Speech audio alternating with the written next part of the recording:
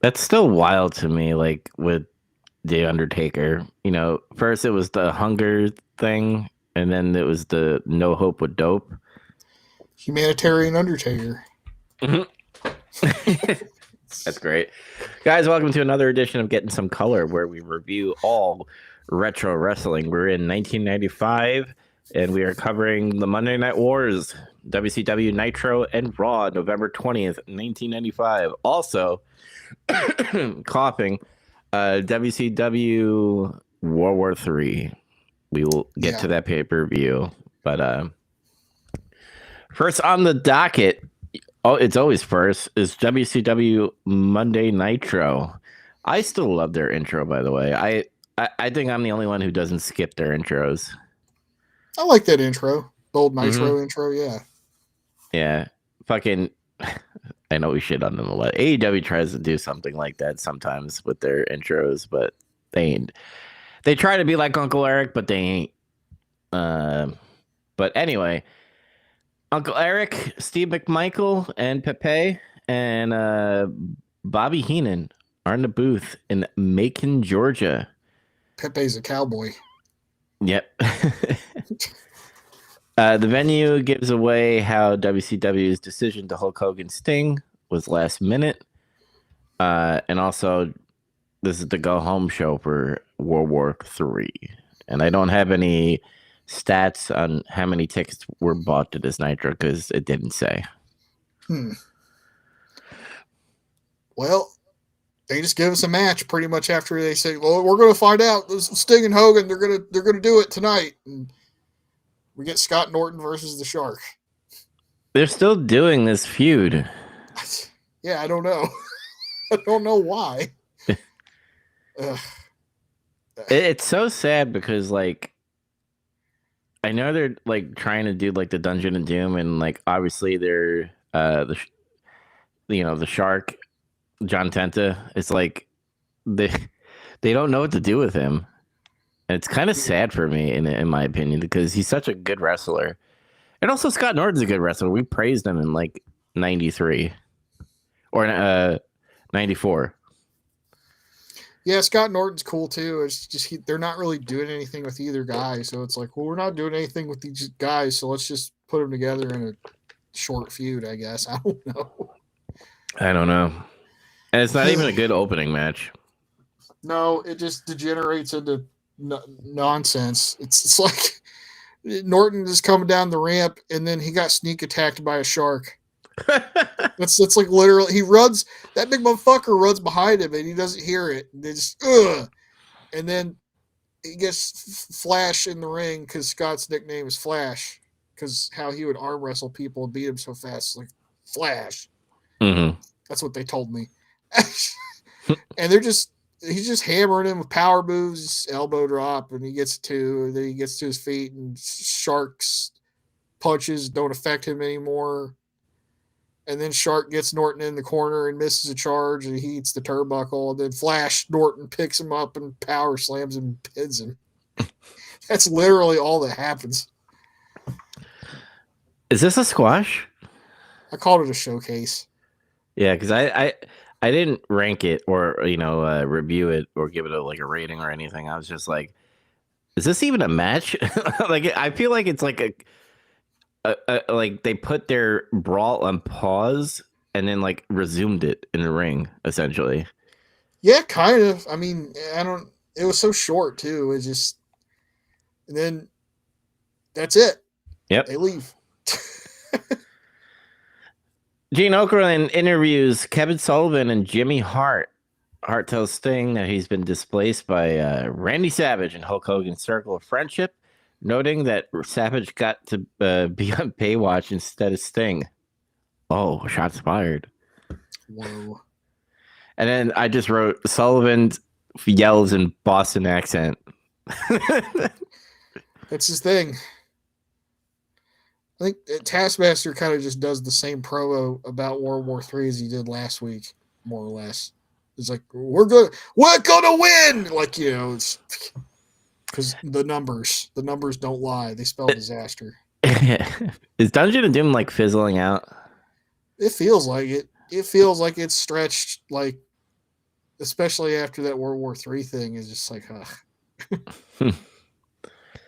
um, I love that Heenan tells Hogan that he cannot rely on Phantom of the Opera to help him tonight.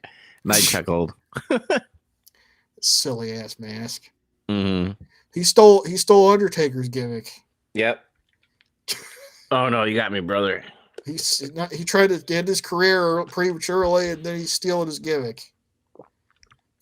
He was jealous. A side note, because of that tombstone that I told you about, or we were trying to tell Andy about. I feel like he was threatened by the Undertaker because Undertaker was getting popular. He was getting big reactions, and I think, especially during that match they had, he was getting really big reactions, and people were like, "Oh my god!" So you're right. I think he felt pretty threatened. And then he told that story about Roddy Piper in the elevator. You got him right where you want him, buddy. Just you can do whatever you want. You can get however much money you want out of him. And he's like, dude, I'm still in debt right now. A little side note, it was one of the WrestleManias. I think it was when Undertaker's streak got broken, and there was like a segment with Mr. Wonderful, Roddy Piper, Hulk Hogan, and Mr. T. And it was just like, showcasing like the first ever WrestleMania, the match. And me and Gene is like interviewing fucking Mr. Wonderful. And he's like, what happened, Mr. Wonderful, in that match? He's like, well, I didn't have good backup. And Roddy Piper didn't pick up on that at all. He agreed with Mr. Wonderful. Oh, yeah, you're right. Yeah. That's funny. And speaking of, Hogan being racist and stuff, it was funny watching because they were all had to shake each other's hands and bygones be bygones, essentially. And like Roddy Piper wouldn't shake Mr. T's hand. He was like, and he like started crying as he was shaking Mr. T's hand. But he didn't like him for real, apparently. I still remember that half blackface promo. Even though that wasn't about Mr. T, it was Coco. It was Coco or it was Bad News Brown. Bad News Brown. Anyway, sorry for the side tangent. Let's get into Eddie Guerrero versus Flying Brian. Well, it was supposed to be Ric Flair, and then Ric Flair came out and he was like, "No, I don't wrestle. I don't do curtain jerks, pal." And then like he got Brian Pillman to wrestle him instead, and he left. I love like the announce team was like, he can't do that. And like Bobby Heenan's like, well, he's doing it. He's doing it. He's getting away with it. I do want to kind of point out to the announce team that they didn't mention at all. Brian Pillman DDT'd Eddie Guerrero like last week, I believe. He did on the floor. Mm-hmm. Pretty sure that happened last week. So it's like they could have included that, and they could have included like, oh, Eddie Guerrero, would still want to fight him because of what he did to him last week. I don't know. Yeah, they just kind of forgot about it. It happens, I guess. Oh yeah, Disco Inferno came out dancing, and he showed everyone he has his own CD, and then Eddie came out and scared him away.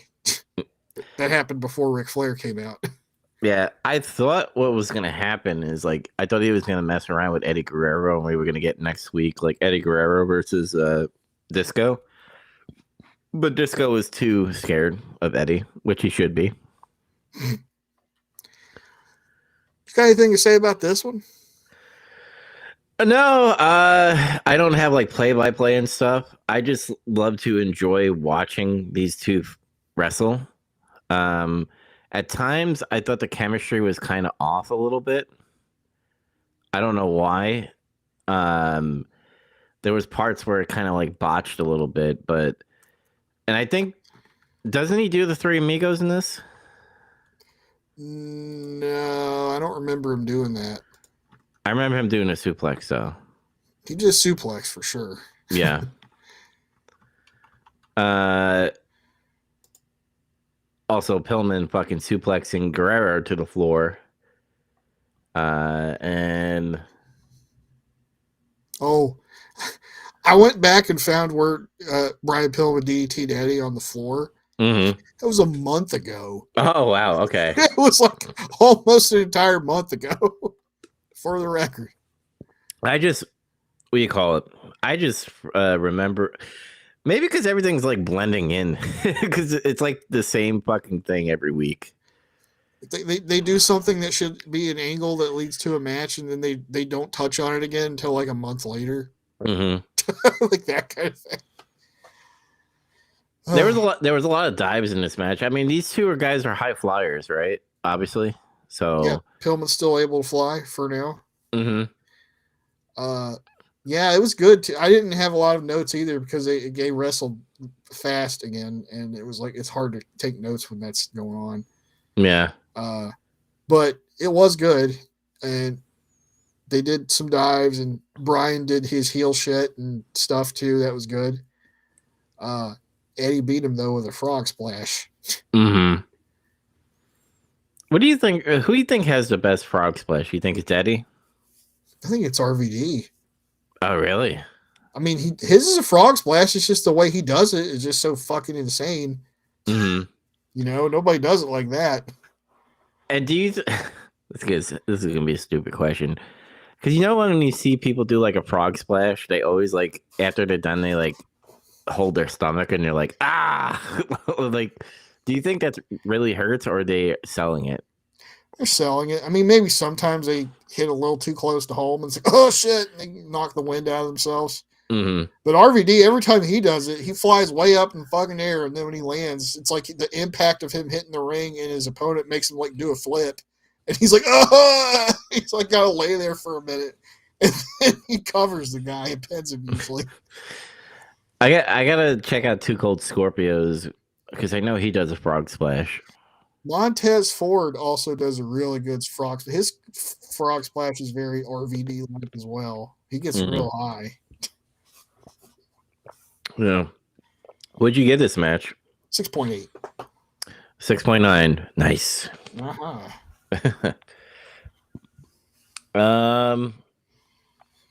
Road Warrior Hawk versus Big Bubba Rogers. Oh yeah. Before that, they recap how Macho Man hurt his arm, which is not really worth getting into. Well, I wrote here's in my notes. I wrote down when did he get hurt? Question mark, and then they like showed it. It's like just one Nitro. He's like Macho Man's arm's hurt, and it's like when did that happen? They didn't tell us. And now they told us like a week or so after they told us his arm was hurt. I appreciate them like selling it essentially because they mention it like 1,000 times, even during World War III. Like, oh, we had a match, and then he has to do this World War III Royal Rumble 3-ring thing. Like, is he going to be able to throw people over? So, yeah, that kind of pisses me off a little bit. We'll get to it.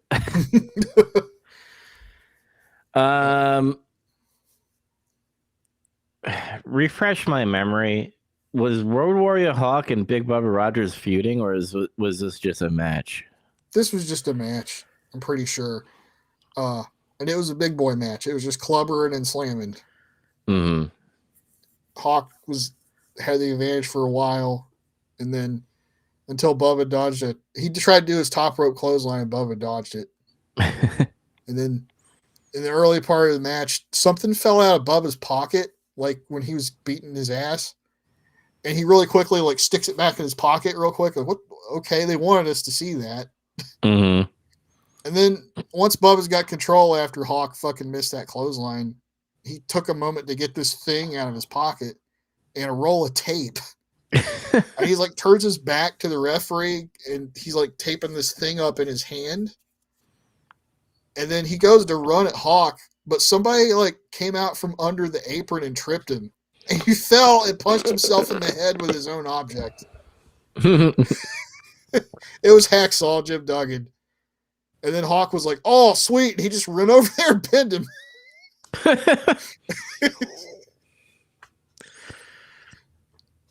Nice short match. Would you give it?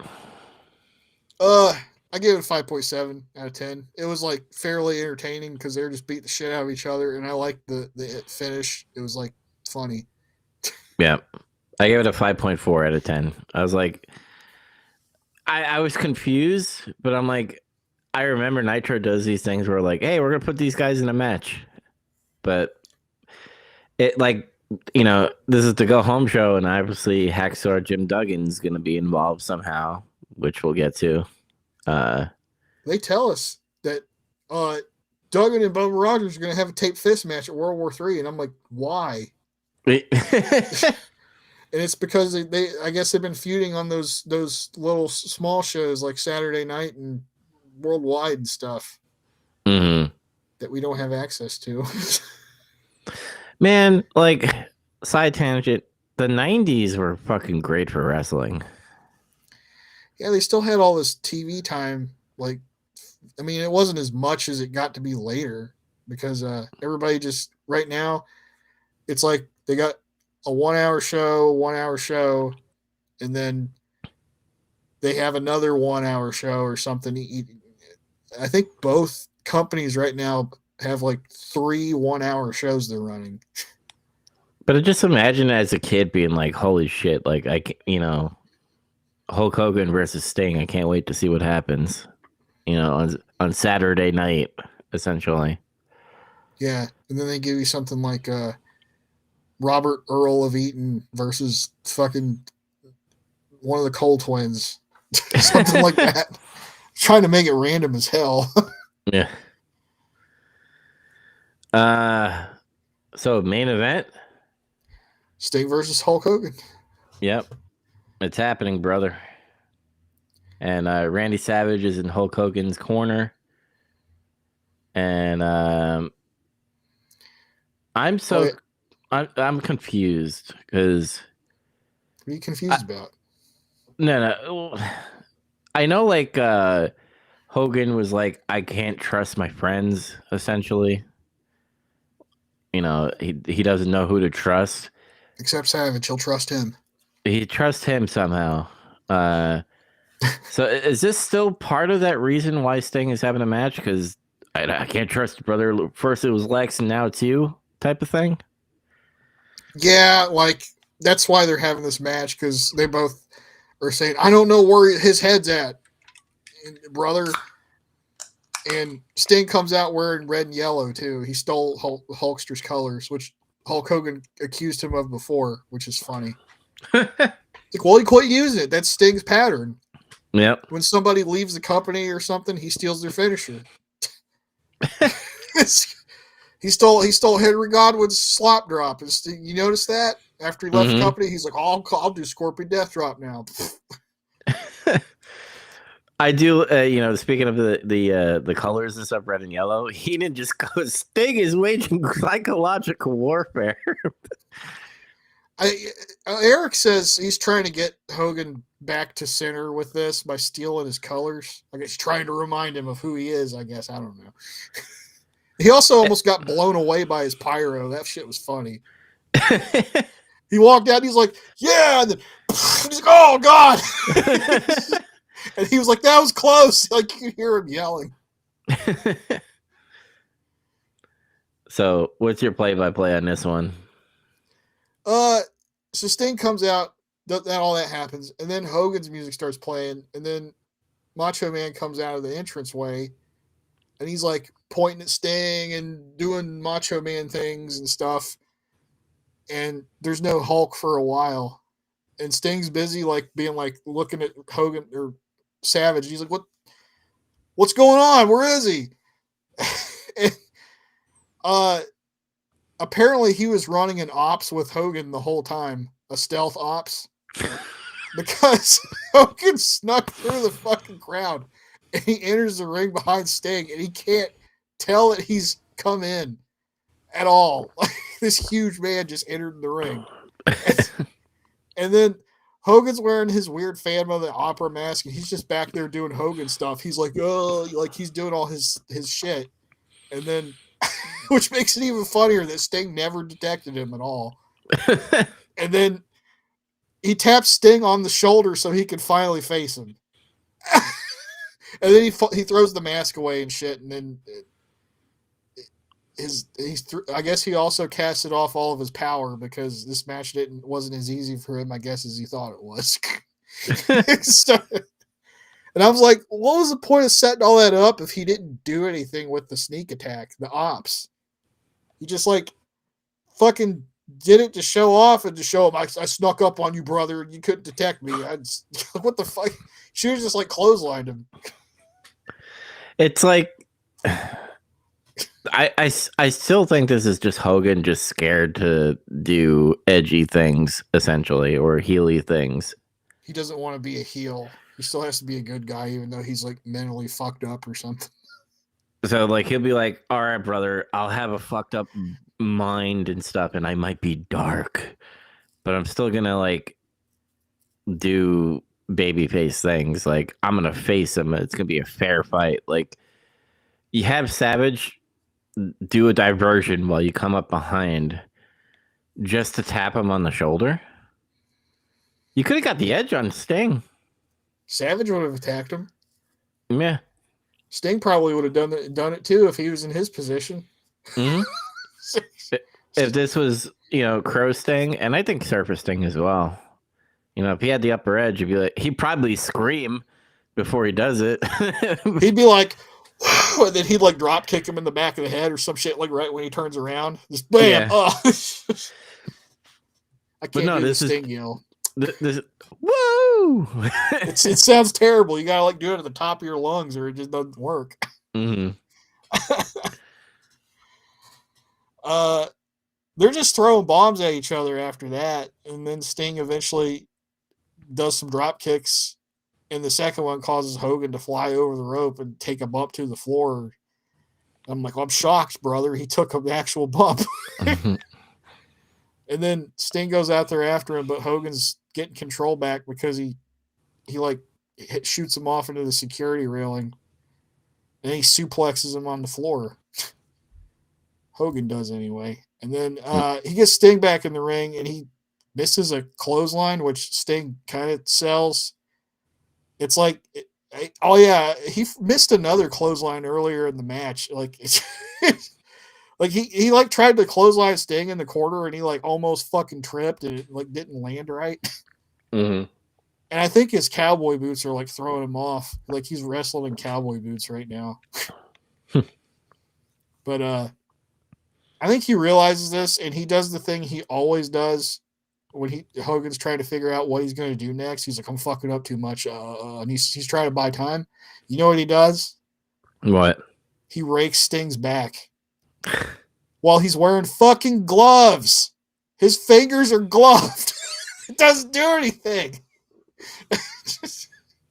It's glove burn, I guess. I don't know. Mm. I always hated when he does that. The fucking back rake. Yeah. Everything that he does annoys, and it's not me being like Hogan, because I know his lies. He's stupid.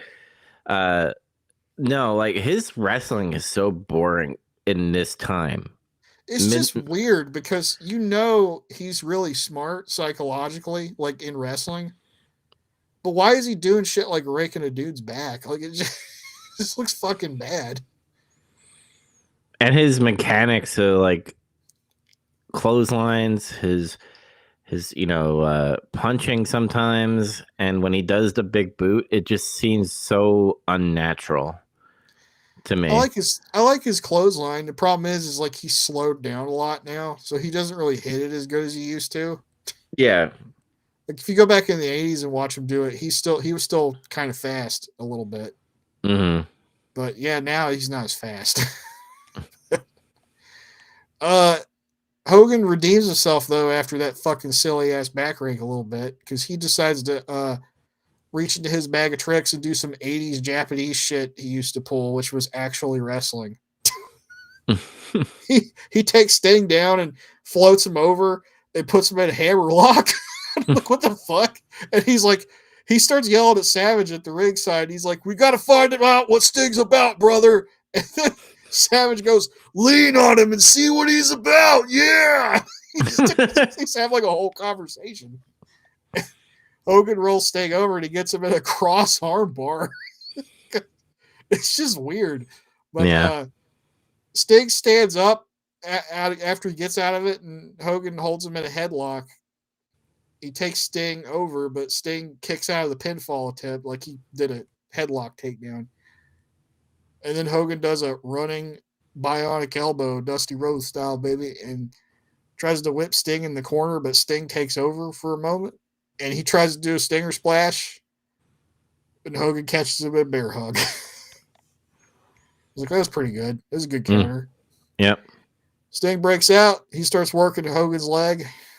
And then Hogan stops him with a back suplex. Sting tries to rally again. He goes for the Scorpion Deathlock, but Hogan breaks out of it after a while, and he hulks up, brother. And he does the big boot.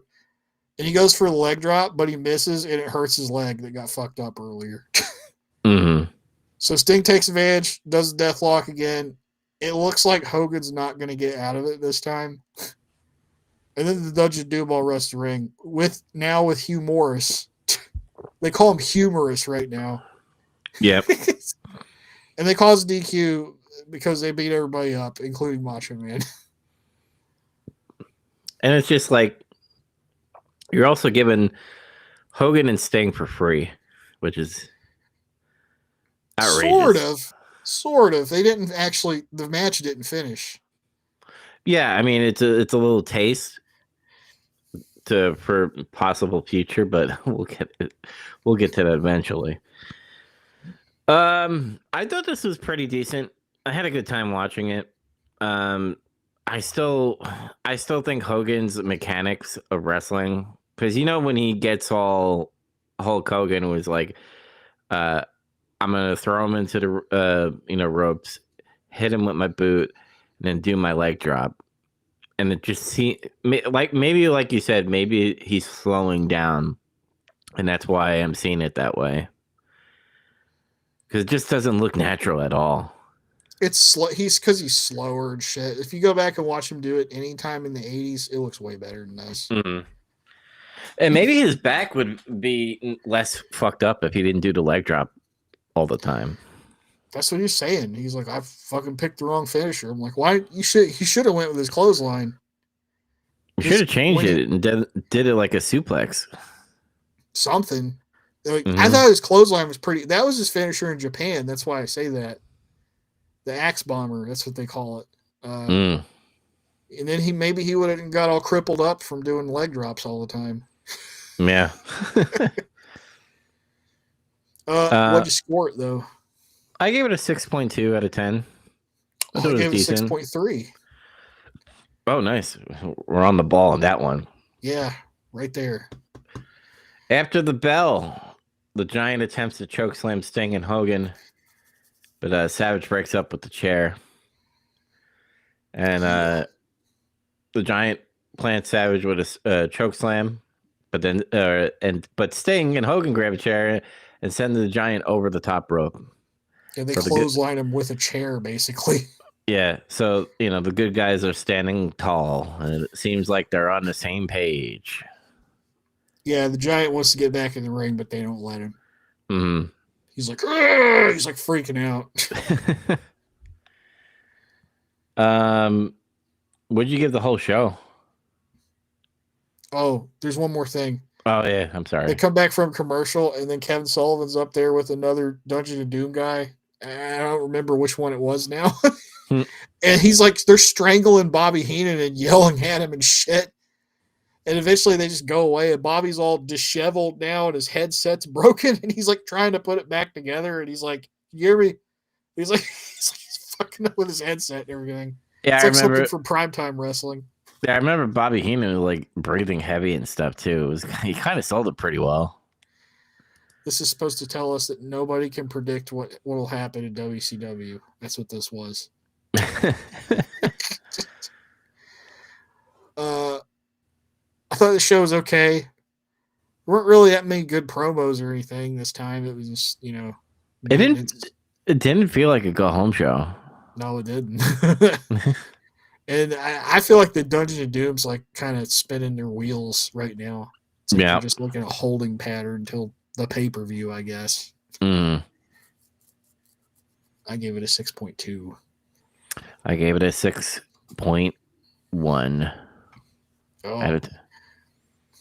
Also, the TV rating was 2.5. Mm-hmm. I have that written as well. I just wish they had the fucking seats and how much people bought, but I guess maybe it wasn't that great because I mean they have Eddie Guerrero and he was kind of big, and Sting and Hogan. So I don't know, but it's time for WWF Monday Night Raw. And we are in Richmond Coliseum in Richmond, Virginia. And our hosts are Vinny McMahon and Jerry the King Lawler on commentating. The show starts with a still photo package of Bret Hart versus Diesel world title match at Survivor Series. Vince is narrating, putting over the no DQ aspect of the match, and so Bret won the title with a small package. And Diesel flipped out after the match, and then a graphic that read "Encore presentation tomorrow night." Yes, so we saw Diesel lose the title, and obviously, throughout this whole show, they're like, "Where is Diesel?" and all that stuff. Well, he shows up eventually. Eventually, yep. Tonight we get. Sorry, I have more notes. Sorry. Tonight we get Shawn Michaels versus Owen Hart. I was like, "Oh, it's this Raw." Yeah, I saw that and I was like, "Is it this one? I think it's this one." And it ended up, yeah, it's this one. Mm-hmm. You'll understand what we're talking about in a second. Yeah, because I'm like, I thought about it. I'm like, wait a second. I know maybe if I look through my notes, maybe there was a Shawn Michaels versus Owen Hart, but I'm like, in the back of my mind, I'm like, there is the Shawn Michaels versus Owen Hart match where he, something happens.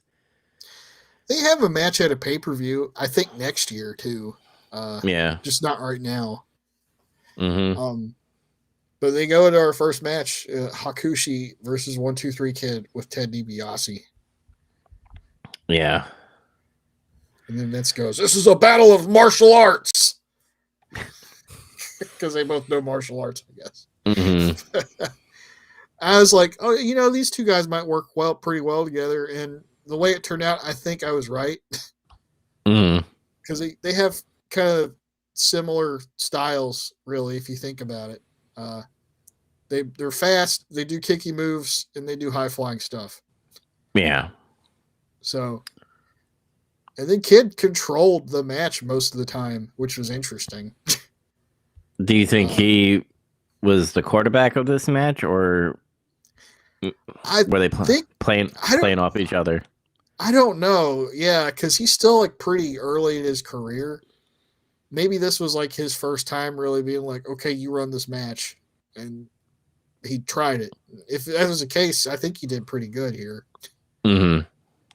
I also noticed he's working a bit more of a grounded style. He's doing like less flashy, high risk stuff now. Well, he's a heel now. Yeah, exactly. So he didn't modern heel. He's like, I'm a fucking asshole, but I'm gonna do this amazing flip that impresses everybody. Sometimes it's okay to do that, you can't do it too much.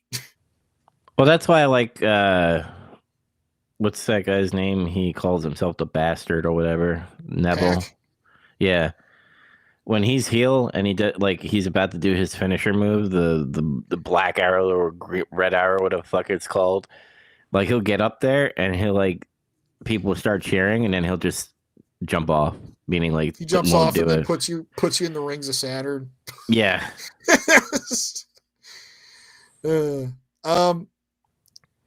I think this might be the first time Sean Waltman ever worked as a heel. I mean, I'm not really 100% sure about that. I just feel like because, before he gets to WWF, he was working the indies and shit.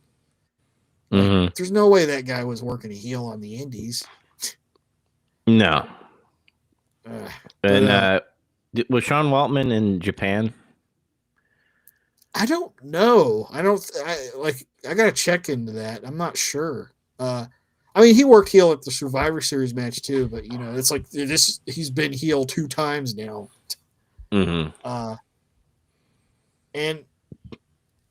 I don't think he seems to grasp how to get more heat just yet. But because he's not doing flashy stuff.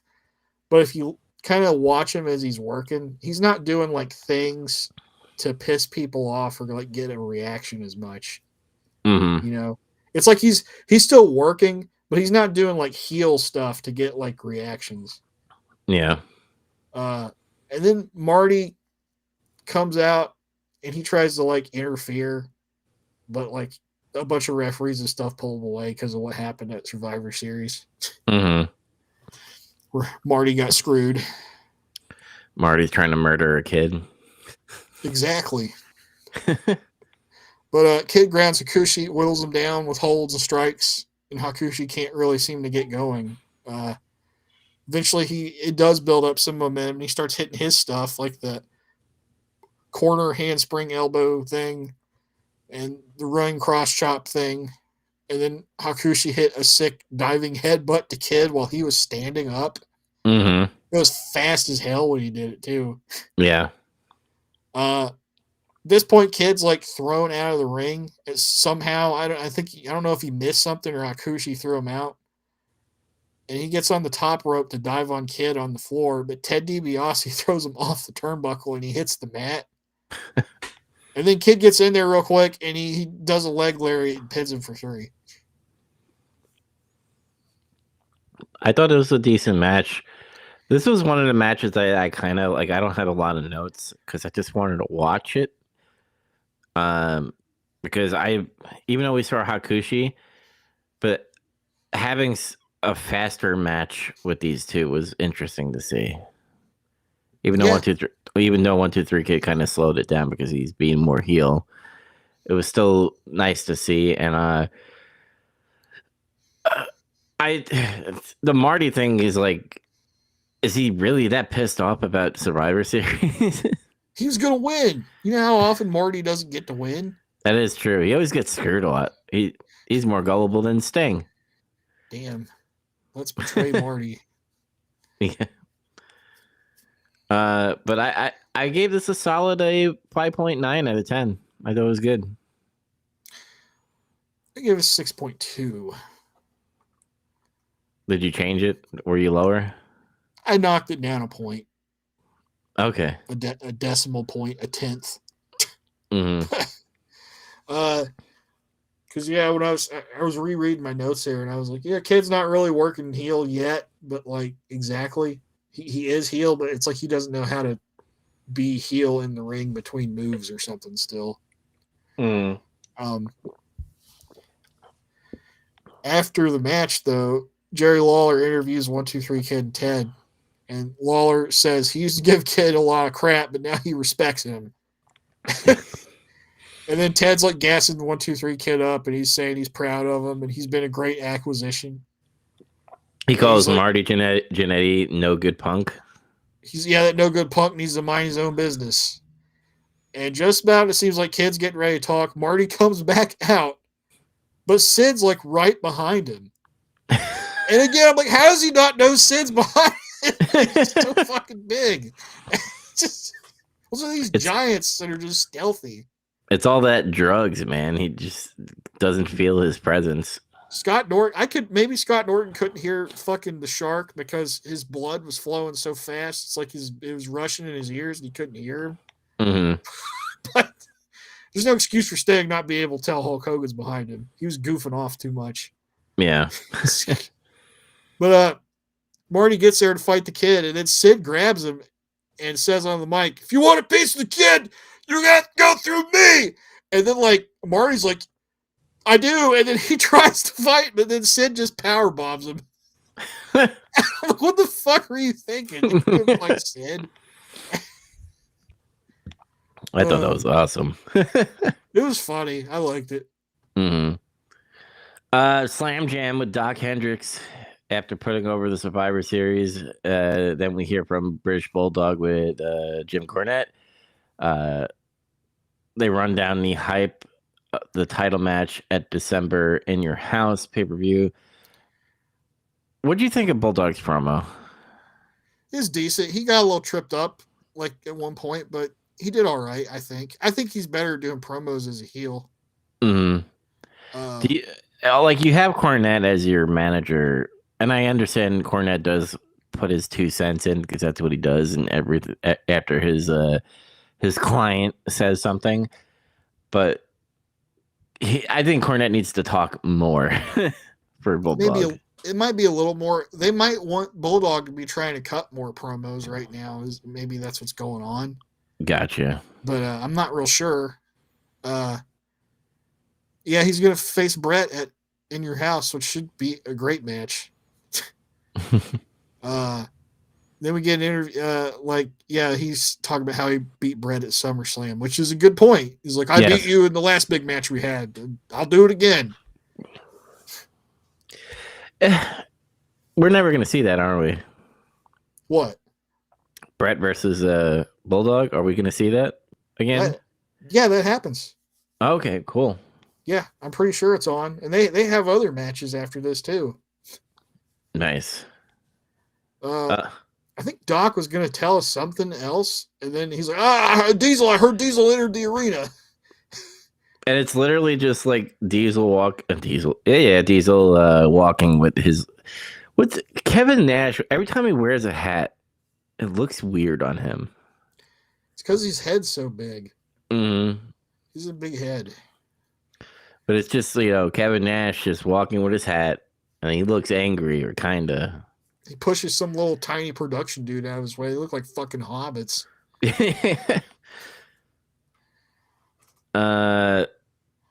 Then back to Hendrick. Hendrick, he explains the rules of this match. When you lose, you drop. Oh, he's talking about the hog pen, because we're getting an Arkansas hog pen match between Hog versus Triple H or Hunter Hearst Helmsley. Hunter. Yeah. And then it says Sonny. Oh, I'm looking at my notes. Sonny and Skip are in the ring for Skip's match against Savio Vega. And then Savio comes out. Yep. And it also shows that Diesel is now backstage talking to Shawn Michaels as well. Whoa. Yeah. All right, so I'll let you take it away. Well, there's not much to this one. Yeah. Savio comes out, and then Skip tries to jumpstart the match, and then he fails because Savio takes him down without even getting his vest off. Mm. He just starts beating his ass. But Skip gains control of the match briefly after an enziguri. He just hits one of those, and then. But Savio takes back over. He gets some stuff. He does a backdrop. Skip's bumping like crazy for this, though. And then he flies out of the ring. He gets backdropped out of the ring and ends up on the floor. And then Diesel comes out. And it's like Skip's getting up. It's like he falls into Diesel because he's fucked up from getting his ass kicked so much. Mm-hmm. And then Diesel just shoves him across the floor and Sonny's screaming. And then Diesel grabs a mic and the match just stops. So this doesn't get scored because I said stoppage. It didn't continue. Yep. And then Diesel cuts a promo. Semi-work shoot promo? I'm not sure. I can't tell because Vince always puts on his poker face when he's being criticized. Yeah, and then maybe he told him say some stuff about how you're frustrated. I don't know. But Diesel says he came out thinking he was going to apologize for what happened at Survivor Series, but he decided not to. And he says he slept like a baby, and he got a pop for that. He's like, I slept like a baby, and I've been smiling for the first time in a long time. And yeah, they were popping for him. Mm-hmm. And he says, ever since he won the title, the WWF tried to make him a corporate puppet. And he calls out Vince directly over this. And he's like, I'm like, this is the first instance maybe of somebody on air referring to Vince as having more power than being a ring and a simple commentator. Yeah, that's what I wrote down. It's like, so Kevin Nash was the first one to kind of like yell at Vince essentially, because remember it was like Brett, because like Brett was like, you know, always getting into Vince's face and, you know, spitting on him and everything. And then obviously it was Stone Cold, but that was more of a like a work or anything. Yeah, but so I think Diesel was first. mm-hmm. He says ever since then it's just been a bunch of marketing and advertising suits telling him he needs to be nicer, he needs to be more politically correct, and he said this and I cringed. He's like, smile more, big man, and he did like a big ass fake smile. And I was like, God damn it, it's that Vince, you need to smile shit if you're the baby face. He was doing it back then too. Mm-hmm. He did it to Diesel. And Diesel's like, I'm done with all that. And then the guy, he's like, the guy from the 1994 Royal Rumble's back. And he pulls out his old sunglasses and puts them on. He hasn't worn the sunglasses for like a year, I guess. And he says, none of this means he ain't slapping hands with nobody. He's like, as long as you're wearing the black glove, I know you're cool. All he cares about is his family and his friends. And that includes Shawn Michaels. And that was it. He just left after that. And like Lawler kind of makes fun of that line where he's like the black glove and stuff. And Vince is like, I don't know. And they move on. But he didn't get any boos. Everybody was cheering him. Mm-hmm. Because I think that's what the fans wanted was Diesel. Vince sanitized Diesel too much. He PG'd Diesel. They had another ad for Survivor Series Encore. And then we get an ad for next week's Kama versus Undertaker match. They're fighting for that gold chain that Kama melted down from the urn, the old urn. Mm-hmm. Also, Brother Love is going to interview Bret Hart, and I'm like, okay. It seems kind of out of left field. Fucking Bruce Pritchard. I love you. I know people love that gimmick, Brother Love. I fucking hate it. I never really cared for it, man. It's so ridiculous. Vince fucking finds it hysterical though. So that's why Brother Love hanged on for as long as he did. Mm-hmm. All right, main event time. Yep. Owen Hart with Jim Cornette and Mr. Fuji fucking still there. Still there. And versus Shawn Michaels, the Heartbreak Kid. Yep. And this was pretty good. I did take some notes for this one. Okay. Because it's Owen and Shawn. I mean, like, fuck. But they do like some quick pinfall attempts first until HBK gets the better of it. And then he's arm dragging and backdropping and drop kicking. And he sends Owen flying out of the ring after that. Like, there's like a sequence where he just does all that stuff. And then Shawn's working Owen's arm until Owen shoots him off, and he expects to do like he's going to leapfrog Shawn, like jump over him as he's running. Mm-hmm. But Shawn just stops, and then Owen just jumps in the air, and like nothing happens. So Shawn just does a Hurricane Rana and like starts punching him. Then Shawn tries to clothesline him, but he misses, and Owen hits him with his own, and he sends him flying out on the floor. And then like HBK is getting up, and he nails him with like a baseball slide drop kick right in the face. This is like when you start like you were noticing like, man, he's kind of slow getting up because just after that one move, he like laid there for a while. And because he's starting to feel the trembles. the Tremors. Mm-hmm. They set this up a little bit though before this. This isn't like really out of nowhere because I guess this all goes back to him getting beat up by the 9 Marines. But remember, like it was probably a few weeks back. They did one of those things where it's like Shawn Michaels was on the phone and they're having like a squash match and they're talking to Shawn. Yeah. And he was saying something. He's like, "Yeah, I'm back in the ring. I still got some cobwebs in my head, but that's how it always is. I'm used to it." It's just, he's not quite 100%. Mm-hmm. So this did not just happen out of the blue. But I mean, live, it might look like it's out of the blue, if you're not really paying attention. If you don't remember and you're not paying attention, yeah. Mm-hmm. Yeah, he's HBK gets back in the ring because Owen suplexes him back into the ring.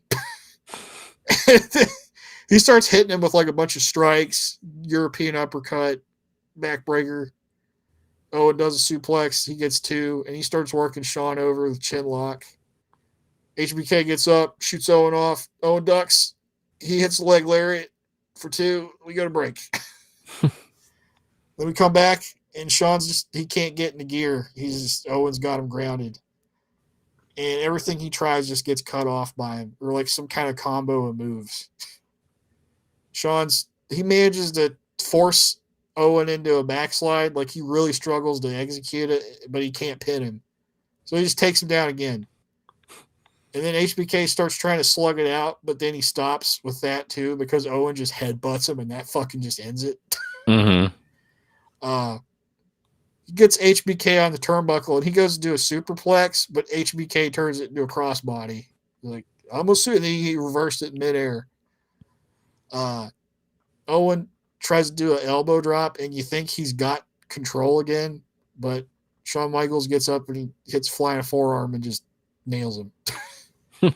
And then you're like, oh shit, he's coming back now because he hit the forearm.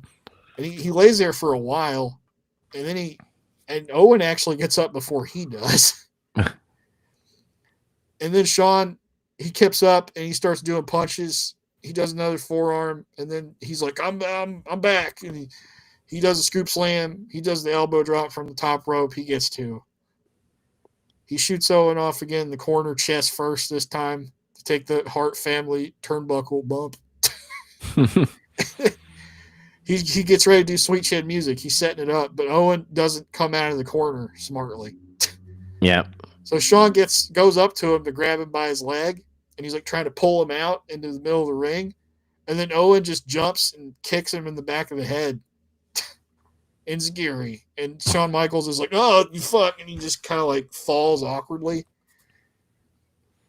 And then Owen tries to get the sharpshooter on him, but Shawn pokes him in the eye.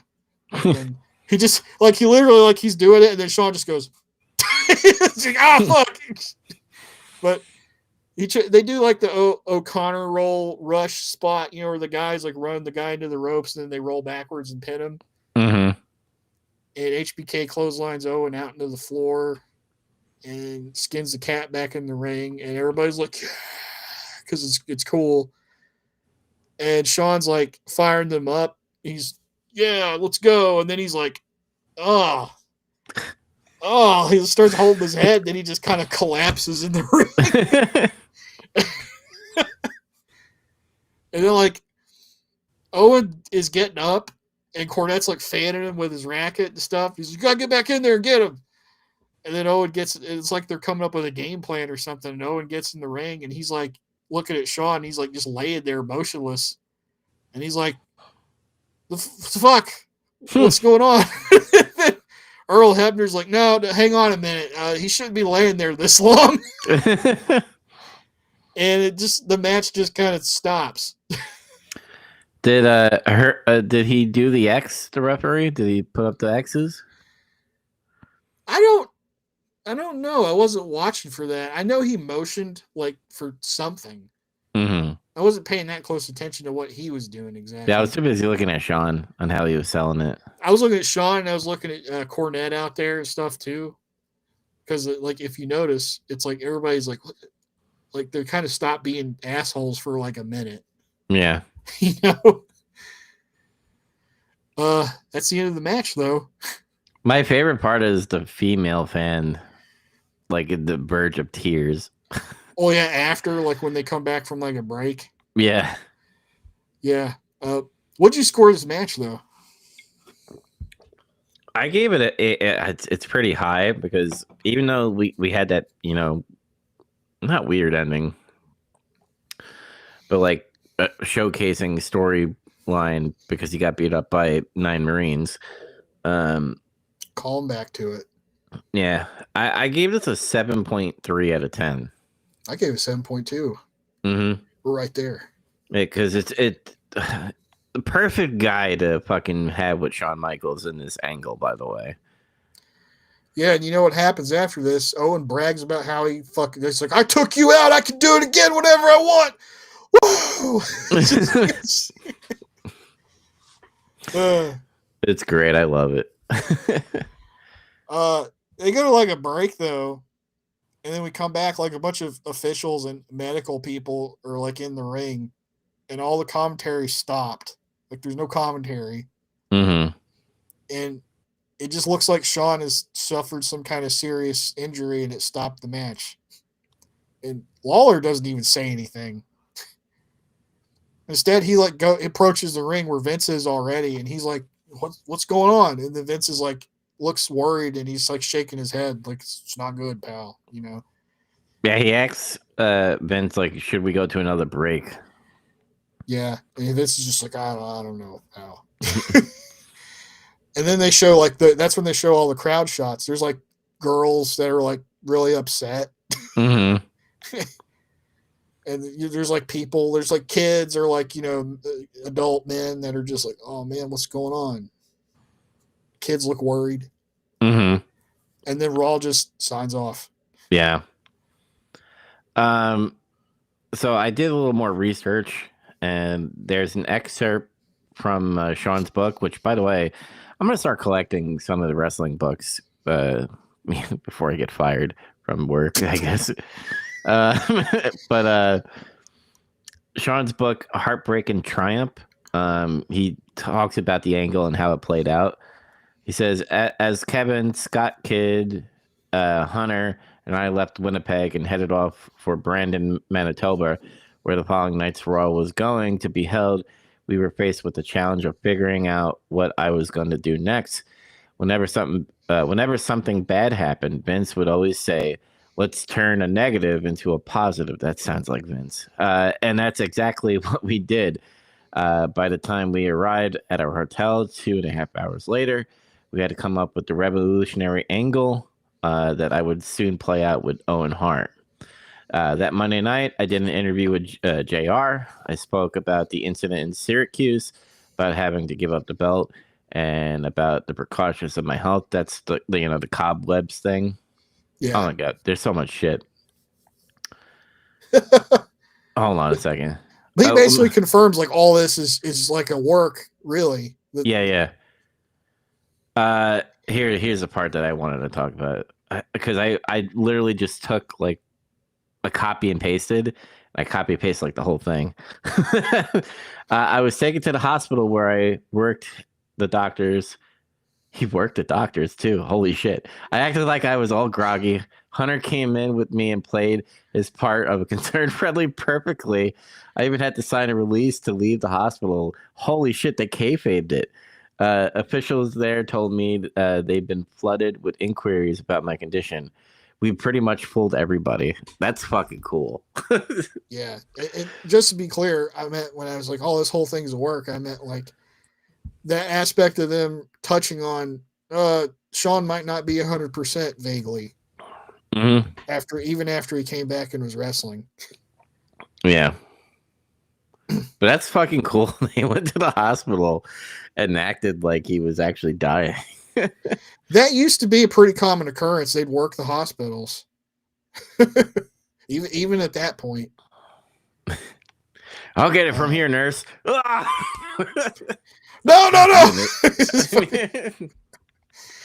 can't do a Stone Cold. Oh, I'll take it from here, nurse. He's fucking like, that's the first time I tried that. That was pretty good. Yeah, that's pretty good.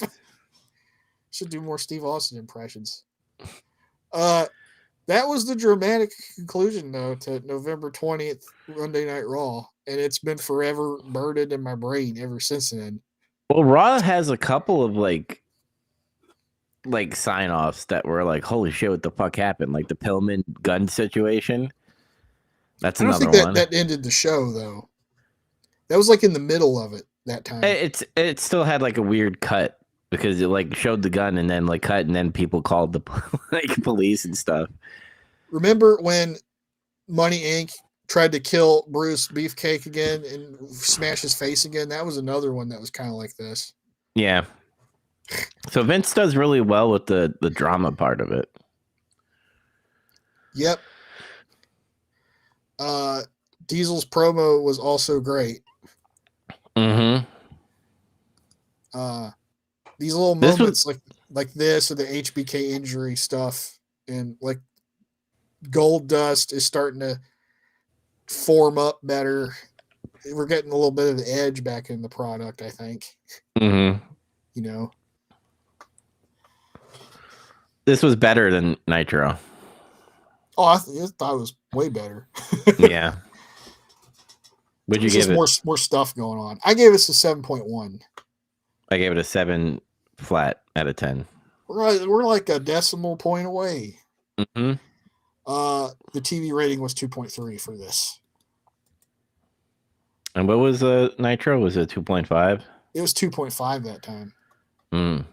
So they dropped a little. Mm.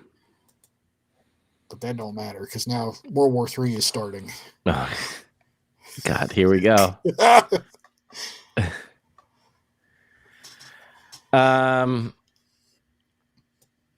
on a second. Gonna gather your thoughts. Yeah. Tony Schiavone and Bobby Heenan are on commentating, by the way. Well, yeah, it's just those two. Yeah. For now. For now. Yeah. Yeah, they're talking when the show opens, and they're like, Tony's just like, pick a winner. Or I think Bobby said that. He's like, pick a winner. And Tony's like, I think it's Hulk Hogan. And then he's like, I think it's Macho Man. And he's like, the Giant might win though. And then he's like, you just gonna change your pick? He's like, I can change it. Yeah, he like gave like 3 different picks. And Tony Schiavone's like, you have to choose one. He's like, they're all you don't know who's gonna win. Like he's selling pretty much the gimmick of, remember, this is 60 wrestlers, 3 rings. God. Yeah. Sting and Ric Flair are gonna have their match tonight, their grudge match to settle the score. Mm-hmm. Kazuki Sasaki is the new WCW US champion, and it's news to me. But Me too. hey, remember when we were saying like Sting's still US champion, right? Why is he not doing anything with the belt? Well, I guess they tried to fix it. Now we know. Now we know. He's fighting Uncle Chris from the Four Horsemen for that. And then Mean G's with Hulk Hogan and Sting and Macho Man up on that stage. And Hogan's like, the dark side of Hogan is over, brother. And he takes off the black bandana, revealing the regular Hulk Hogan bandana. And then he rips off the black tank to reveal the red and yellow tank, brother. And then Hogan says I want to be Sting's best friend forever. And Macho's my friend. And his arm was never actually hurt. It was a work, brother. He didn't say it was a work, but he was saying Macho was like working everybody. Spoiler alert, he wasn't. They tried to work everybody. And then they throw Hulk's black shit in a trash can, and it just explodes. Like with fire all of a sudden.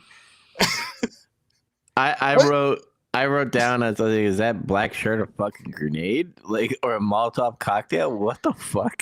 I think somebody's trying to assassinate Sting. Whoever the fuck is like the pyro guy in WCW, he's trying to blow him up. This is like the second time. because Sting's like standing right in front of the can, and he's like, "Whoa!" Sting just fucking yells, "The black is dead," or whatever. The black is gone for good. The black is gone for good. Like he's off mic, and it's kind of like you can hear him in the background yelling. And that's when I like wrote in the messenger. I'm like, Hulk Hogan internally. He's like, "Yeah, brother, yeah." He was celebrating. The bottom line of this is all the baby faces are on the same page again. They're friends. Which is like, I would have liked them not on the same page going into World War III. You know what I mean? Yeah, but I'm sick of Dark Side Hogan. Yeah, that's true. Yeah, because like you know what? When this happened, I was actually kind of a little bit relieved because like some semblance of normalcy came back a little bit. Like I didn't think I'd feel that way. Like but we were like, this shit sucks, man. He's not committing to a heel turn, so it's just like this weird fucking nebulous. I'm not a heel, brother, but I'm not a good guy, brother. Yep. Then they recap Diamond Dallas Page having issues with Kimberly and how she's tired of how he treats her. So she puts herself up in a stipulation for like the upcoming rematch for the TV title between DDP and Johnny Bad. She's like, whoever wins, they get my services. Yeah, she like makes herself the prize, and I'm like, so wait a second, you don't like her being used by this masculine man and this millionaire, this multi-millionaire, Bobby saying. And then you're just like, I'm gonna put myself up for the match, because usually what happens is like they get offended when they get put into that role of being like, you're gonna be my prize. Why doesn't she just quit? Yeah, that too. Why does she have to be the stipulation? I think in reality, what she was trying to do is try to get DDP to be better and be like, if you win, you fight for me and you win, maybe you'll be better. And if you fucking lose, then you just suck anyway, and I'll go try to be bad. Maybe that's what they were going for. I don't know. Yeah. But we got Johnny B. Bad versus DDP for the WCW World Television title, featuring Diamond Doll. And her, yeah. Yep. This was pretty good. Yeah, it was a decent match. Tipping my hand a little bit, but they do lock up. DP backs Bad in the corner, and then they do a clean break, sort of, because he chops Bad as he's backing up. And then Bad just charges him, and they go at it, and they're like locking up and rolling on the ground like it's like a fight or something. And then they end up on the floor, and Bad gets the better of DDP out there and puts him back in the ring where they're still scuffling, and he hits like a crossbody from two. And Johnny B. Bad's pretty much in control after this point. DDP tries to clothesline Johnny, but he ducks, and he teases going for the bad mood because like Johnny threw him out on the floor at that point. The bad mood is the somersault senton. That's what they call that now. Which is a pretty cool name. But he goes to do it, but DDP fakes him out, so Bad stops short, and then he just like gets out there and does a crossbody to him. From there, DDP runs to Kimberly and is hiding behind her. And he pushes her into Johnny and sucker punches him. I'm like, wow, what a dick. Good heel move there. I miss when heels do that, by the way. Yeah, I don't know. Macho Man did it, and then like nobody else really did anything like that until DDP decided he was going to do it. And I don't know, they have valets, or they used to. That's not really that much of a thing anymore. It's like that role's gone too. But anyway, DDP's back in control in the ring. They get in there, and he does like a back suplex, the big one, and he shoots Bad off, and he does a spinning diamond clash, which was like fucking cool. Like he like shot him, and when he bounced off, he picked him up. And the diamond clash is that thing where it looks like he's gonna tombstone power drive a dude, but he's like facing the wrong way. He's facing out instead of in, and he just flops forward, and it's like he kind of pedigreed you or something. Yeah. That was cool. It's like a tombstone tiger driver. It's like a tombstone slam, but he's facing the wrong way. Yeah. Kind of. And then he goes for like a corner spear, and he hits it. And then he shoots Bad off again in the opposite corner, and he tries to do it again, and he misses that time. He didn't do the 3. It wasn't rule of 3, it was 2 this time. Mm-hmm. Dallas recovers, and he tries to kick back in the ribs, and he's recovering as he's recovering, but he misses. And DDP like does like this hilarious bump where like it's like he went for a soccer punt and just like flew and like did a back bump. Mm-hmm. Did like the Charlie Brown thing. And then Bad starts doing a comeback, and he does punches, and he goes for a kick, but DDP catches him and tries another discus clothesline, which he hit one of those earlier. But Bad ducks it, and he clotheslines him instead. And then the doll gives him a 10 plus. And John's like, oh, 10 plus. He's like freaking out. And I think he hit a sit out power bomb for 2, which was cool. I haven't seen him do that before. Mm-hmm. And then, like, from there, the match just keeps escalating. And at that point, it was hard for me to, like, keep writing notes because they were going faster. DP hit a nasty gut buster move. It was cool. And he tries to do a tombstone or a diamond clash. I'm not sure what he was going to do. But Johnny reversed it, and then he did a tombstone. So they did the old tombstone power driver reversal thing. Yep. And then they both get up, and Bad just hits a wild punch, and it causes DDP to fall through the ropes. So then Johnny B. Bad does the bad mood senton out in the floor, throws Dallas in the ring, hits a slingshot leg drop, pins him for 3, beats him. Mm-hmm. What'd you give this match? I gave it a pretty high match, I think. I gave it 7.5. I gave it a 7.1. So you're higher. I was higher. I liked it, though. I thought it was good. Yeah. It's one of the highlights of the show. I'll tell you what. Yeah, one of the only. Yeah. I do want to point out, because, like, after Johnny B. Bad wins, Diamond Doll and Johnny B. Bad go up to Mean Gene, and it was like weird this thing, because like, yeah, he won Diamond Doll, but like he like gave it was kind of like he was freeing a slave. He's he's like, you're free now. Like, I would really like you to be with me, but you could do whatever you want. Yeah, he's like, I want you to make your own decision. You think about it for like a week. Mm-hmm. So this is a nice guy. This dude's a baby face. Yeah.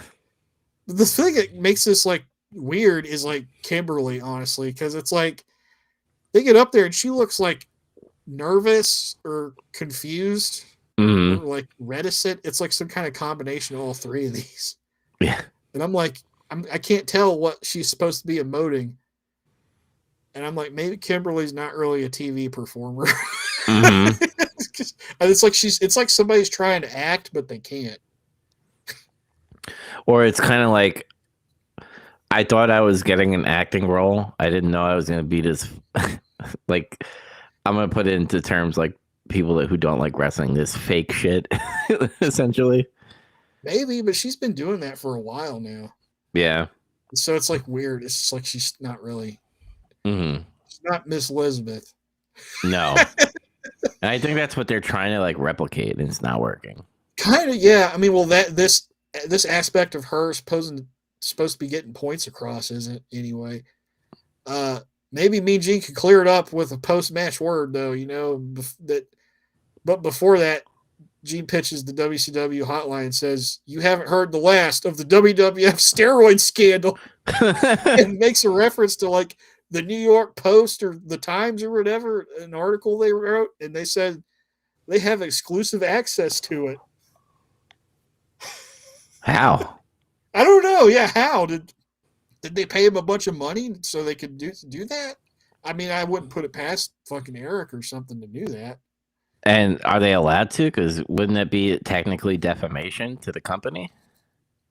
No, I mean, if it was some article that they were going to write anyway, but they just paid them a bunch of money to be like, "Hey, don't put this out in the paper yet. Let us tell people about it first," kind of thing. It's dirty. I don't know about illegal. Yeah. But yeah, Johnny Bad's like says he's going to teach Dallas about respect and shit, and that's when they were talking about wanting Kimberly to think it over. And she says the best man truly won tonight, and there's mixed emotions. And I'm like, I'll say, judging by your face. Johnny B. Bass says he's ready for World War III, and I'm like, how? You just, goddamn, you just like had a crazy match. There's a couple of like matches that happened tonight where you're just like, oh, they're all in it, all of them. Sting got screwed. He had to go on like right after his match or something. Match number 2, the match that we didn't know. Well, we did know, but didn't see the feud happening like at all. Yeah. Like we've been watching all the Nitros, and there's never been any kind of inkling that these guys have been fighting at all. Mm-hmm. It is Big Bubba Rogers versus Hacksaw Jim Duggan in a taped fist match. Yes. So I don't have a whole lot to this. It's like Hacksaw Pearl Harbor's Bubba on his entrance. It's another case of a giant man sneaking up on somebody. It was pretty dull though. Like it was like a punch fest, and it went in. Oh, what? I just wrote boring. This is me kind of like hating on Jim Duggan again, because remember I was praising him for the past shows that we watch, except the one where he's doing that karate shit. That was dumb. I don't think this is his fault necessarily, because you brought up the karate shit, the martial arts match, because this is the same thing as that. And I'll make a point about it when I'm done. Okay. Like, they're like just punched each other in and out of the ring. They're going in and out of the ring a lot, and it was during this match though. But it was funny that Bobby started expressing his dislike for them being right next to the ring at the commentary desk. Because Bubba fell out next to them. He's like, "What are we doing here?" It reminds me of like that time that Pillman like freaked him out because he grabbed him and shit. I think he doesn't like being that close to the ring. After his neck got messed up and stuff. He's like, it's like he's worried about getting hurt or something. Yeah. So I don't know. That might have been kind of shoot a little bit. But like Michael Wall Street comes out, IRS, and he has a chain for some reason. Yeah. Why the fuck is he out here? Is this like more stuff that we don't know about that we didn't see? I wrote, why the fuck is he here? In question marks. Don't know. But Duggan stops him. He hits him with his 2x4. And I guess when he did that, Wall Street flung that chain into the ring because he's like, oh! It's like he flung it in there. So Bubba picks it up and he nails Duggan with it and he pins him for 3. That was the match, really. I mean, they're just punching a lot.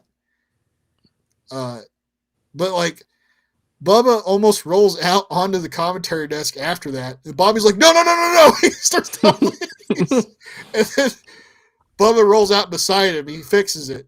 And he goes, you tell him how great I am, Bobby. Tell him. He collapses on the ground. That was my favorite part of the match. Yeah, it was pretty funny. Yeah, that's what I said. That was the most entertaining part of this match. Yep. My whole thing about this was, why does WCW keep putting Jim Duggan in these weird stipulation matches where he can't wrestle? Or like a match type that prevents him from wrestling? Because it doesn't help him. It makes things worse. Makes him look stupid. It kind of makes him look stupid too, yeah. Like, why did he tape, he taped his, fist, but then he taped all the way up almost to his elbow. I'm like, God, he used a lot of tape. I think that's just Jim Duggan being like, a goober. I want to be different. Yeah, I want to be different, tough guy. Yeah. And I'm not saying like he's a great wrestler or anything, and they're like preventing him from having like classic matches or something. But like from all the matches I've seen him have, he does better. He does better in just a normal match setting. Mm-hmm. Not unless it's going to be a hardcore thing where you can like use weapons. I haven't seen him in a match like that. I don't know. But it's like put him in a martial arts match, and this guy doesn't know any martial arts or martial arts like moves, like Vince McMahon says. Mm-hmm. Or tape fist match, which I'm sorry, that's an outdated stipulation in 1995. Yep. That's an old territory stipulation, and fans don't really accept watching guys just punch each other anymore. I think this is still pre Uncle Eric type of wrestling, still trying to like fight against Uncle Eric. Maybe a little bit, yeah. Because I don't know that he would be like, do a tape fist match. I don't think that was his idea. Somebody else came up with it. He's like, yeah, I guess let's do it. Like, he probably didn't fucking know. It's probably Dusty. Be like, baby, you just need to tape your fist, baby, and punch it out like big. I almost said big babies, but big dudes. Babies. Punch big babies out, baby. But it's either him or Kevin Sullivan that probably came up with that. But it's just like the other thing about tape fist match was it was like mid card guys are doing it. Mm-hmm. Like that was a stipulation for like top guys usually. Because it was like, this is a brawl, this is a wrestling match, and you see Jerry Lawler and Bill Dundee have a fucking tape fist match or something. The other thing was about this was, Bubba Rogers is usually one of the better strikers you see in the ring. When he punches people and stuff, his shit usually looks really good. Yeah. But he whiffed a few of his punches in this match pretty badly. I think it's Jim Duggan like bobbing and weaving too much. I think it's just because he had to do too many punches in a match because it's a punch only match. He gassed himself out. It's like the rule of thumb for something like this in wrestling is the more times you have to do it, the more likely you are to fuck up. Mm-hmm. So when you're like throwing a lot of punches, all of a sudden it's like you're just increasing the chances you're just going to whiff. I gave us a 4.3. I gave it a 4.2. It's right there. Mm-hmm. Tony and Bobby talk about internet chats with WCW wrestlers. Bobby, of course, reveals that he has someone who does his typing for him, and I'm like, okay. And then he does like a typewriter motion. Yeah. I'm like, who still uses a typewriter in 1995? I wrote, okay, boomer. Mean Gene is on the stage with Ric Flair, who cuts his usual promo to hype up the match with Sting later. He does one of my favorite lines that he has too, Ric Flair line. Yeah, what is it? And whether you like it or you don't, it's the best thing going today. He's talking about himself. And then he does the woo. And he like, when Mean Gene's talking and he like inserts him back into the frame, into the microphone. Woo! Like, bro, calm down. Time for this match that I don't remember building at all. There was no build to this. This is New Japan shit, isn't it? I think it's all Japan and like another organization in Japan. Mm-hmm. But yeah, it's a Cutie Suzuki. That's her name. Mayumi Ozaki versus Bull Nakano and Akira Hokuto with Sonny Ono. Now we know who Bull Nakano is. Mm-hmm. And I was like, oh, Bull Nakano's here. Cool. That's what I said.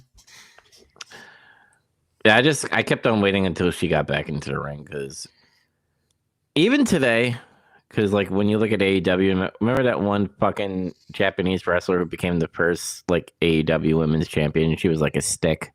Riho, yeah, she was tiny. She was like, Yeah, the girl has to weigh like 90 pounds or something. yeah. The other two that were facing against Bull Nakano, they were so small. You know, they were on the smaller side, but I don't think they actually looked as bad as her, like Riho or like. Oh no, I'm just saying like they look similar, but like, and they always do this where like they have this big Asian, which is Bull Nakano, who go against them. And I'm not saying they were bad, but it's just like, man, they're so tiny. They were small, but you know, at first, this is my thing about this match was when it first started, it was kind of like I don't know about this until like Bull Nakano got in there and did something, Mm-hmm. and then it kind of like shaped up, it like course corrected, and it got pretty good. Mm-hmm. That's at least that's how I felt about it. So yeah, this was like, oh yeah, Akira Hokuto's entrance gear rules. She came out, she had like this pink, puffy, fuzzy robe, and she was wearing like a Oni mask or something. It just looked cool. Mm-hmm. And yeah, this is like some kind of interpromotional match. And Mike Tenay is guest commentary for this match because I guess he knows more about Japanese wrestling. Yep. And I said, fuck yeah, Mike Tenay. And it helped because he was telling us things. Yes. Bobby Bobby was killing me in this match. He has like Akira Hokuto gets the ring and Mike Tenay's like, oh, Akira Hokuto, and he's like, Hirohito. What the fuck? Not Emperor Hirohito. Let's see. Ozaki, like they beat up Ozaki for a while. She's in the ring first. She's the smaller one out of the two baby faces. She's like skinnier. But she gets a tag after Bull Nakano tags out to Hokuto because I guess she gets bored of just beating her ass. Mm. Cutie gets in the ring with Hokuto. I can't believe I'm saying this. And gets her down in a half crab. And then Bull Nakano does this awesome bit where she's like slowly going into the ring through the ropes. And she's got like this evil grin on her face, like she's going to interfere and fuck it up. But then Ozaki comes in and gets her down in a half crab. And that actually popped the crowd. Mm-hmm. They got both the heels and a half crab, and everybody was like, yeah, that's cool. And yeah, like I was saying, it starts out a little rough. I don't have much to say about the beginning of it because it just felt kind of awkward a little bit. Mm-hmm. But then there were some wild spots as it got in, like further into the match, and some risky looking moves here and there too. Like Hokuto hit like this German suplex on Ozaki that caused me to cringe. On the stage, right? No, it was in the ring. Oh, okay. Like, it's just the angle that she went down at. It looked like she literally landed on the back of her head.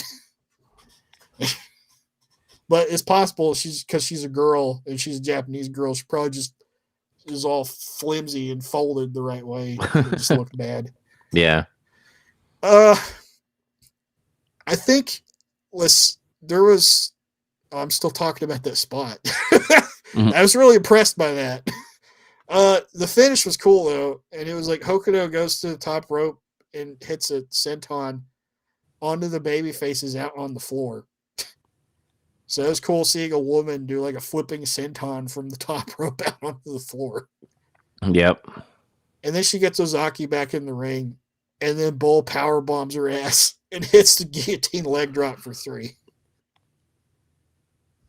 I enjoyed it. I thought it was pretty. Like you said, it did mend together near the end. It did get a little like. I know it's like other Japan organizations, but it got really New Japan-y, where it's like they were being stiff at certain points, and obviously they were like doing edgy shit because that's what they have to be different compared to WCW and WWF. But overall, fucking Bull Nakano just fucking great.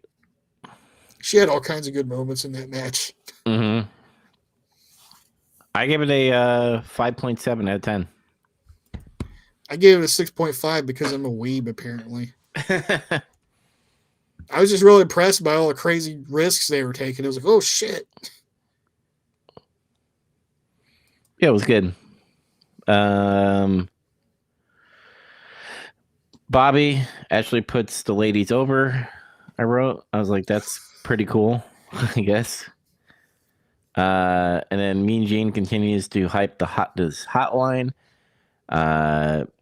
Gene needs you to call that hotline. His pet killer whale isn't going to feed itself. What the fuck? Yeah, that's what I wrote. I didn't catch him saying that. Yeah. And then Jimmy Hart and Lex Luger join us for promo time, with Hart saying Luger will defeat Randy Savage later. Luger cuts a weird promo where he looks down at the floor. I wrote that. I was like, why is he looking at the floor so much? He's probably wondering if the fucking garbage can was going to fucking go up in flames again, probably. I think he was reading the card. Yeah. And I wrote, even though he was looking down, he was delivering the lines pretty well, probably because he was looking at the lines.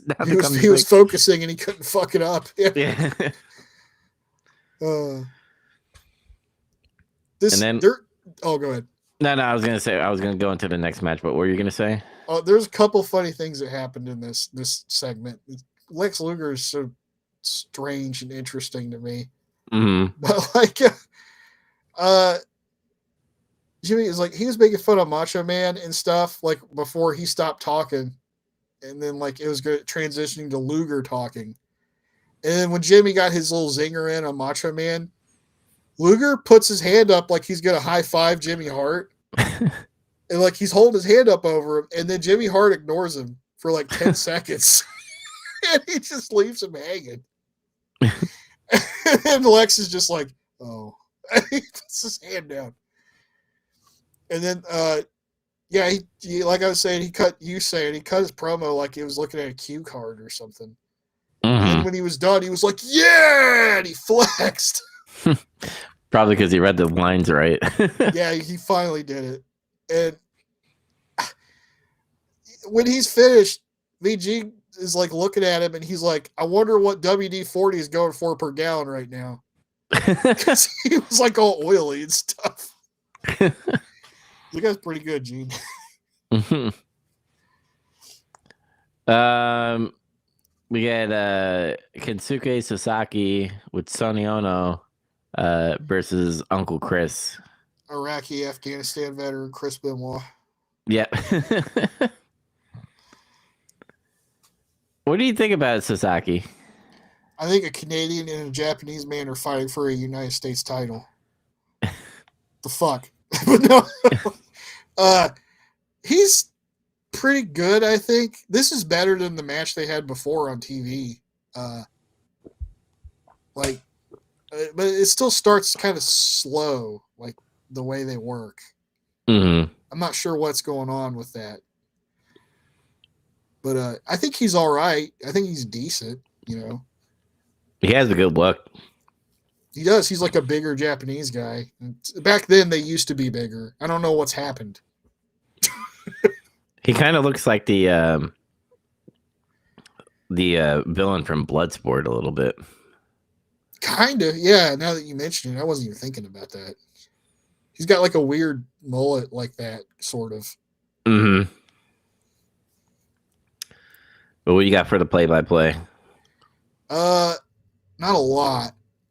Because, like I was saying, it starts slow, and I still think there's like maybe a issue with their match. It didn't really hit me till like I watched this one, and I was like, I think the problem is they're having cold matches basically, and it's like both guys don't have that much personality to them, you know. Mm-hmm. I mean, Sasaki can't do a promo. He's from Japan.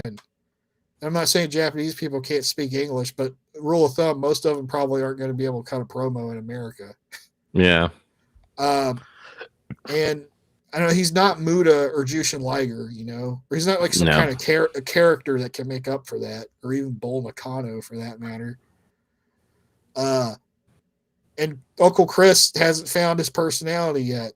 He's just, I walk out and I look pissed off and then I wrestle. It's like the kazoo song Edge sang about him on Raw that time.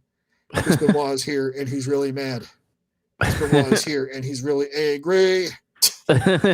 Just, so I think that kind of holds the match back a little bit in terms of like being able to get into it. Yeah, there's no like essentially storytelling. Now they're just kind of like doing moves. And they hit each other good, solid looking offense and strikes, and there's good selling, and there's like a high sense of speed and aggression. Like the physical aspect of the match is good. And it eventually gets to a point where it kind of gets by on that more rather than like psychology or personality. But it takes a little while to warm up. Mm. Tony alludes to during this match somehow Bobby Heenan's deal with like the Japanese fell through or something. And he manages to get Sonny Ono on a headset because he's out there. And he says they will be compensated on Starrcade. And I'm like, okay, what was that a tease for? Something's going to happen with the Japanese at Starrcade, I guess. The finish was Benoit hits a flying headbutt from the top for 2, but it stuns him pretty badly because CTE. And this enables Sasaki to counter a move, or Uncle Chris attempts into a one-armed power bomb. I don't know what he was doing, but he fucking power bombed him. And then he gets back up and does a Northern Lights bomb and hits him and pins him for 3. Yeah, I was like, holy fucking shit. It was cool, yeah. Yeah. It had peaks and valleys, this match. It did. You know. What did you score it, though? I gave it a 5.9. I think it could have went into the 6 territory if it wanted to. But I just think it feels weird, like you were talking about before. I just wasn't excited to see this match, too, because, you know, I didn't know he was the U.S. champion. And I also thought, like, this is the perfect time to give Chris Benoit the belt since the 4 Horsemen is, like, forming. Yeah, in my opinion. Or give it to somebody that can, like, cut a promo or something. Like, yep. Give Brian the belt. This is my opinion. It doesn't happen, but yeah. I gave it a 6.3. Okay. Because I'm a weeb, I guess. I don't know. Let's see here. Oh, it's the BG's doing another interview. Yeah, the Giants there and Kevin Sullivan. They're starting to like piss me off a little bit with the grabbing of the mic and Mean Gene like selling it. It's starting to get too overused. It's okay to me because he only does it with the Giant. Mm-hmm. So far. Oh yeah, Gene also said the Giant's father would be ashamed of him. Yep. And then like, yeah, Taskmaster's like, we're here to win World War III. And then Gene brings up a good point. It's like, what if somebody in the dungeon, somebody else wants to win? Are they going to turn against the Giant? And this upsets everybody. Yep. And Sullivan's like, at the end of the day, the dungeon will prevail. Jimmy Hart also says it doesn't matter if Hulk Hogan's wearing red and yellow again because the man who wore the red and yellow first is right here. And he points to Kevin Sullivan. That's not true, by the way. And then the Giant says he's going to come down. It's going to come down to him and Hogan. And then he does a rhyme. And he says he'll kick his butt back to Kalamazoo. And he did some rhyming bullshit before he said that. And I was like, what the fuck are they doing to him? They telling him to say that. I don't know. It's really cheesy. And like, it makes me see why he went to WWF. They made him do a babyface Diesel promo. Mm-hmm. But he's a bad guy.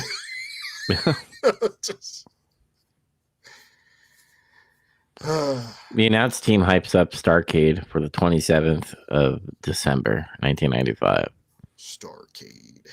And we get the video package of Randy Savage, who never trusted Lex Luger. And then Lex Luger started chumming around with heel Jimmy Hart. Just a video package. And, I got something to say about that. They never really addressed why Lex Luger got with the Dungeon of Doom and Jimmy Hart as a Dungeon of Doom associate. true. They just kind of alluded the whole time, like you can't trust him, essentially. It's just like, he's an asshole. There's never any attempt to ask Lex Luger, why are you allying with these fucking people?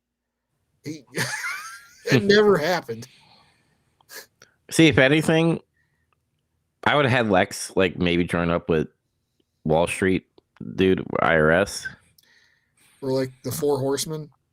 Oh yeah, that too. That would be that would have been fucking cool. Lex Luger as a Four Horseman. Because they beat up Sting anyway.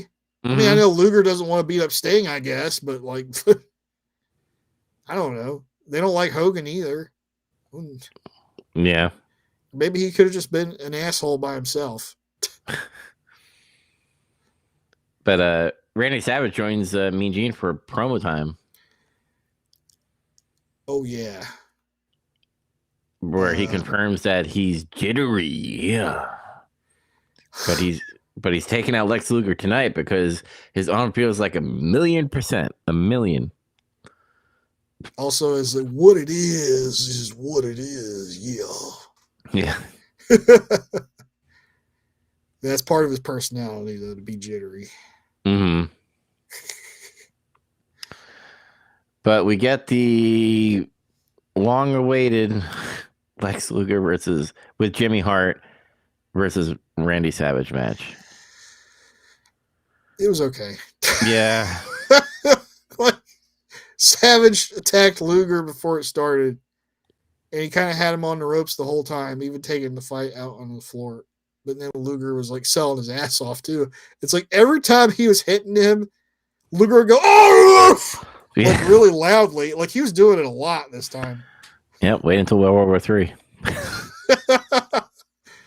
All it takes, though, to stop this is for Luger to throw Savage into the ring apron once, and that just fucking stops everything for some reason.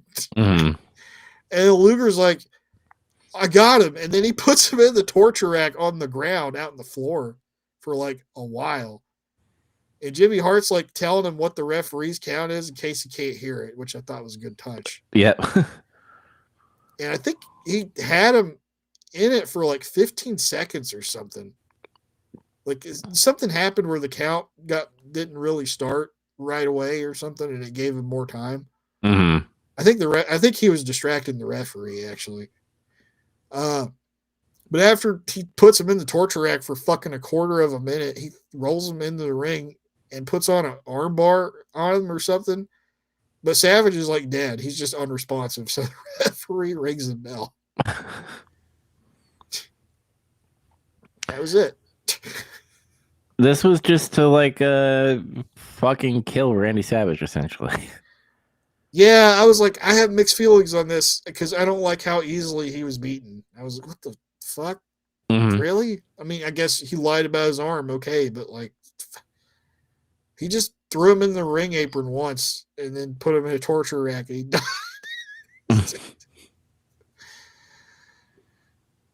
But I didn't hate it though. It was just it wasn't like offensively bad. It's just like, oh, I waited for this.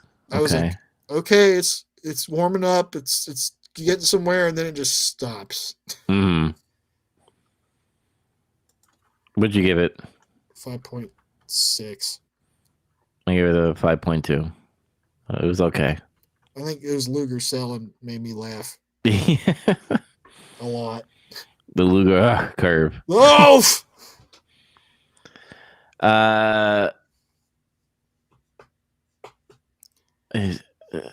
Sting and Flair recap. Yeah. Yes. That's what we got, and we know all that shit. We've witnessed it in real time. In real time. Yep, and then they just rolled in the match after that. This was decent, but it started on the slow side a little bit too. Mm-hmm. To me, it came off like they worked a TV match instead of a pay-per-view match. That could have been because they didn't have enough time. Yeah, And probably they were all like, let's not blow ourselves out before the 60-man fucking battle royale. Yeah, some people may have actually gotten hurt. But they didn't do anything too crazy or out of the ordinary in terms of the action or the violence level. Flair slowed the match down after the beginning, and where Sting was in control. Sting controlled it in the beginning.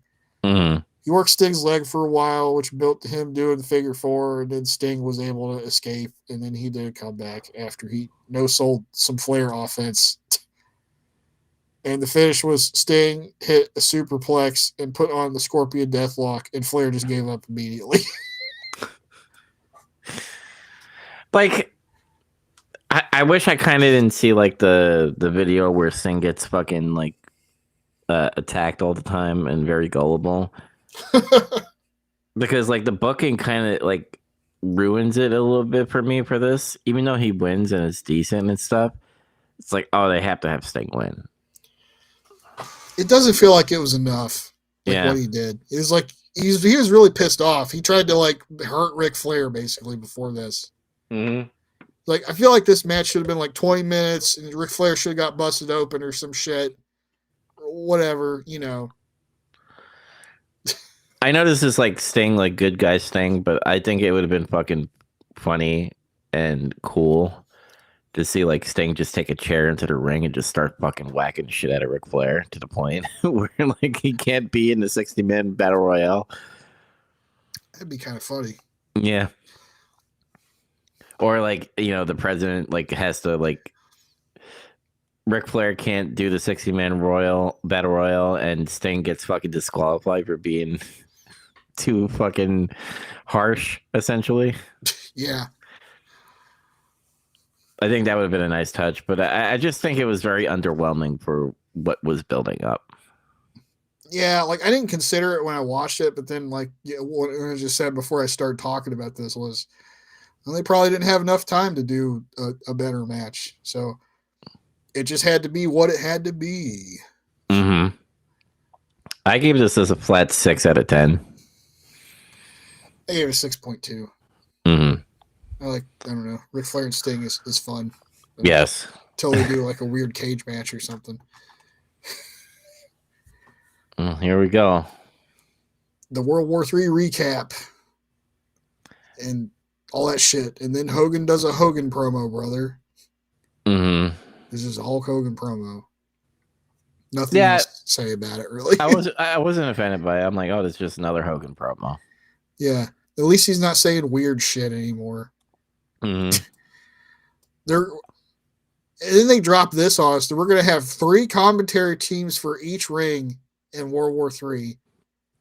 And I'm like, this is sounding more and more like a clusterfuck now. Yep. So, because one ring has Tony Schiavone and Bobby Heenan. The other ring has Dusty Rhodes and Uncle Eric. Eric Bischoff, by the way, because I know we called Chris Benoit Uncle Eric. And then you would think Mike Tenay would be on the third one, but it's some fucking dude in Larry Zbyszko. Chris Cruz, who hates Lex Luger. Yeah. Did you hear about that? No. I don't, like, it was shortly after that video came out about Lex, you know, rehabilitating, you know, and then they released the thing where Cody surprised him with the Hall of Fame induction thing. Oh, is this the one where he's like, he doesn't deserve to be in the Hall of Fame? Yeah, he said Lex Luger doesn't deserve being in the Hall of Fame, and he held a fucking grudge against Lex Luger for like 30 fucking years because one time they went on a house show and he did the ring announcing because the usual ring announcer wasn't there that day, and he fucked up Lex's name or something, or he fucked up his introduction, and then Lex was like, "You're doing it wrong. You're supposed to do it this way." And that's all. That's kind of basically all he said. Mm-hmm. And he fucking got so mad and held a fucking grudge against him. Boo fucking who? Years. I'm like, God damn, you held on to that for that long. If Vince can fucking, take Warrior's apology, he can. He said something really weird about Lex too. I can't remember. He was making fun of him for just eating chicken or some shit. I'm like, what the fuck? Why? Oh, you gonna go eat chicken and rice? That's what it was. I'm like, what? How's that making fun of him? You know what it reminds me? It reminds me, like, you know, after Lex, like, probably yelled at him or whatever, or sternly talked about his name. Yeah. Like, he just fucking hated whatever Lex did from that point. He's just fucking chicken and rice. What a fucking retard. Fucking asshole. You eat chicken and rice, you can keep looking like that. He probably prayed for fucking Lex to get paralyzed. Maybe he did. Maybe he was Drew McIntyre. I prayed for this to happen. Yeah. The World War III. Here we go. I'm just being honest. I don't have any notes for this. I don't either because you can't. Yeah. You can't take notes for this shit. All you can do is make little observations and write something down if you want to. But it's not even like a Royal Rumble or something because there's too much shit happening. I think Dusty Rhodes just fucking didn't want to be there either. Might not have been. I don't know. Yeah. He looked drunk or high, or that's just how he looks, baby. He looks drunk or high all the time. I'll give them credit, but they fuck it up at the same time. They had the wherewithal to show us a triple split screen presentation for this thing. It was so small. Instead of like, well, get a bigger TV. But it's like, instead of like camera cuts that just show us action randomly, for the most part, did a triple split screen. The problem was they didn't label what ring was what screen was relation to what ring. And they said, like, in Ring 2, they just did this. And, like, Ring 2 is, like, the third screen. Like, what? Like, seriously, they got the order all fucked up of, like, what screen was what ring. And, they were calling shit. And it was, like, it didn't match to, like, what you thought it was. And by the way, yeah, because there's a difference between a Royal Rumble and a Battle Royale. Royal Rumble, you come out, like, every 2 minutes. Battle Royale, everybody comes out. So imagine 60 fucking wrestlers coming in. And by the way, they all came out in a single file line while the ring announcer was saying every fucking name. I didn't even write their names down. It's too many. I thought about doing it, and I'm like, I don't want to fucking do this. I mean, just think about everybody that's in WCW's roster in 1995 and then some fucking jobbers or some shit. That's it. And I didn't really write that many observations about this match other than, like, it looked like 2 or 3 people got hurt for real. One dude got stretchered out. One guy was laying there. These were people I didn't recognize either. So one guy was, like, holding his knee or some bullshit and wouldn't get up. And then there was a third one, and I can't even remember now, but I remember somebody looking like they got hurt for real, too. The final 10 was Paul Orndorff, One Man Gang. Yeah, One Man Gang is here. Ric Flair, Sting, Luger, Hogan, Savage, The Giant, Eddie Guerrero, believe it or not, and Arn Anderson. Mm-hmm. Pillman got thrown out really early. So did Uncle Chris. I thought that was kind of bullshit because it's like, what are you doing another 4 Horsemen for if you're not, like, giving these guys wins? Like, actually, both these guys have eaten a lot of losses after this. Like, Pillman's, like, he's really good right now whenever he does something, but he keeps losing. I don't know. I wonder if it's politicking. Could be. I don't know. He's being crazy right now. This is when he starts doing all his crazy shit. Nobody knows if he's working or not. More people got thrown out, and then Flair and Arn got eliminated together. And then Flair went crazy after that. He started, like, running around the ringside, just running in random directions. Yeah.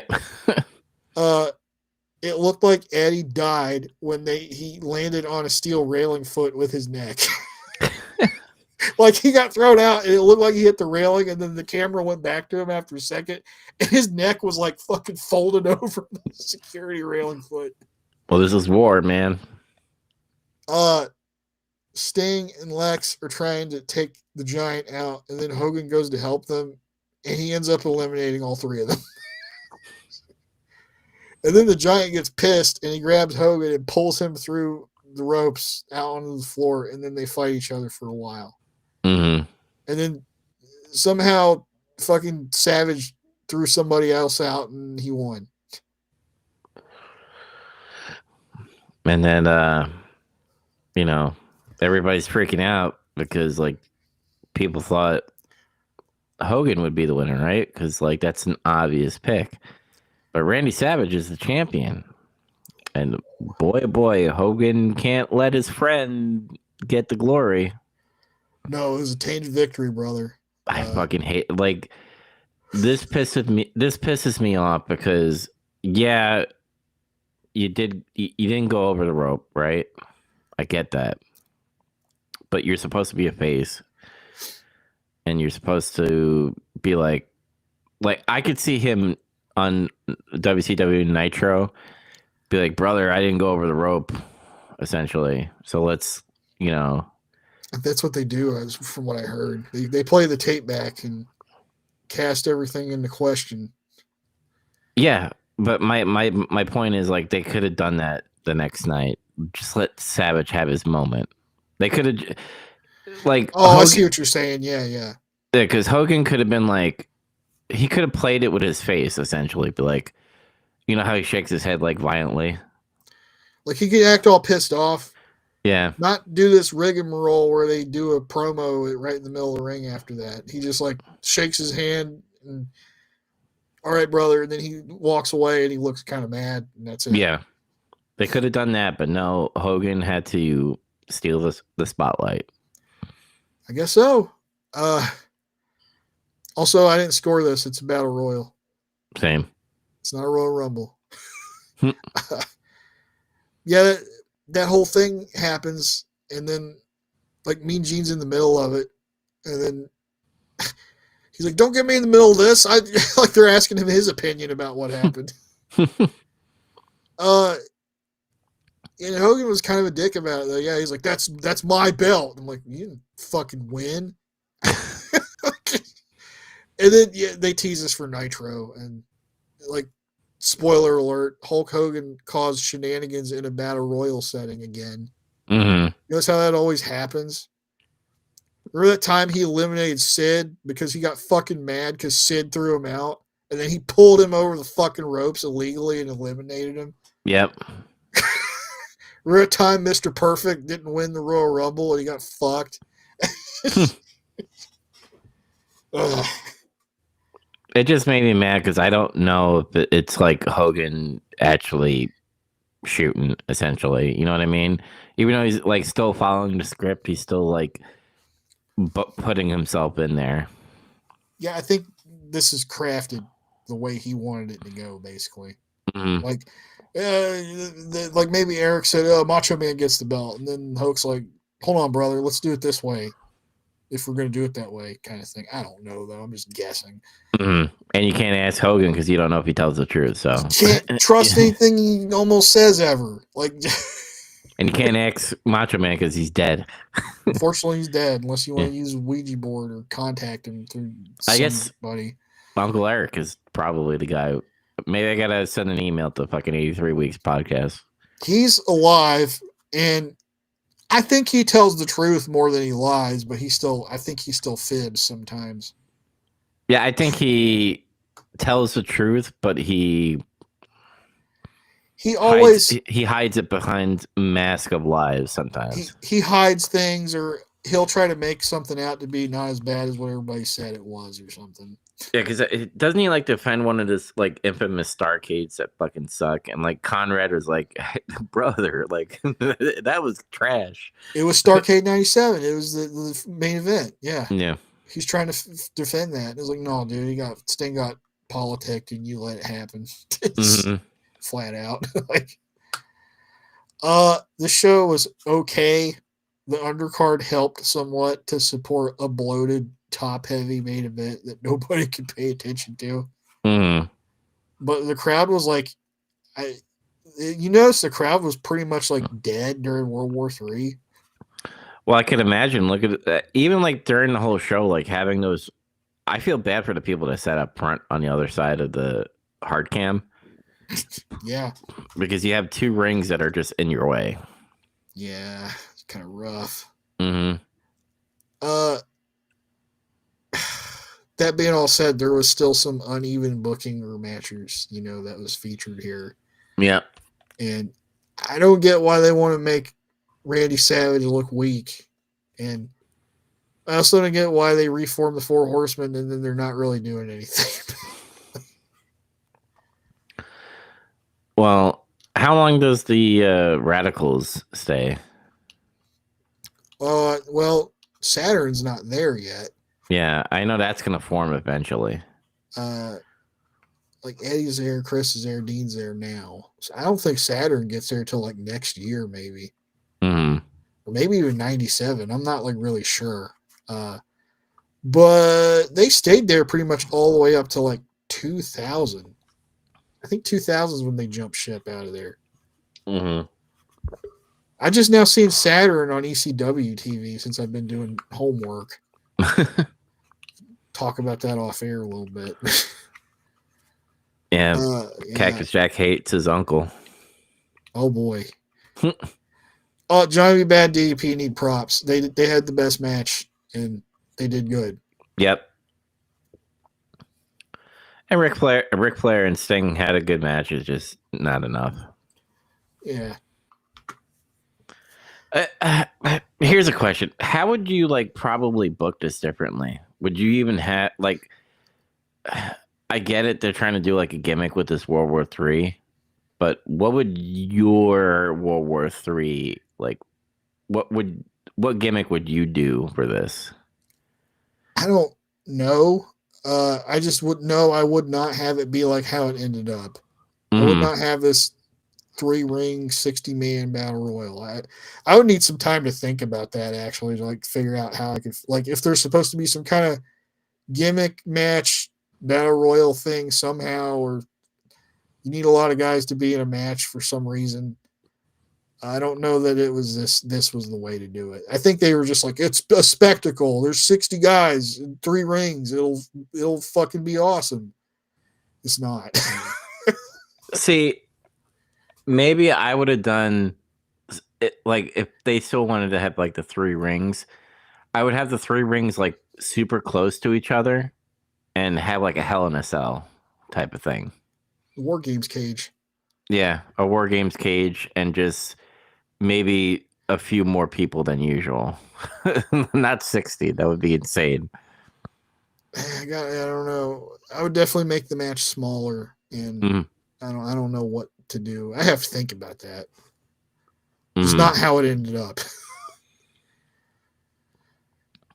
What'd you get this show? I gave it a 5.9. Okay, we're pretty close. I gave it a 5.7 out of 10. You know what? I'm gonna give it a 5.8. Whenever we talked about all that stuff, I'm just like, we'll just. No, I'm gonna give it 5.7. I agree with you.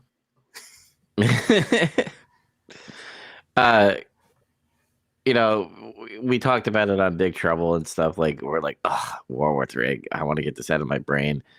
I think I just shitted on it too much. It's just the ending I hated so much because I was just like, this is so boring. Like the rest of the show was okay, and there was a good match, and then there was like there was a couple pretty good matches, and then like they had one dud kind of with Hacksaw and Bubba, but yeah, this is World War III. It's just bleh. I tried to give it a chance. I was like, well, I'm gonna give it a chance and see how it goes. And it was a clusterfuck. They got more of it, by the way. You know what though? They have the good sense to at least figure out this sucks and we need to stop doing it because they only do it like 3 or 4 times. So they at least had this. They came to their senses like this fucking sucks, and maybe some more people get hurt. I think that is something that happens every time they have this match. People get hurt in it. So you can see why.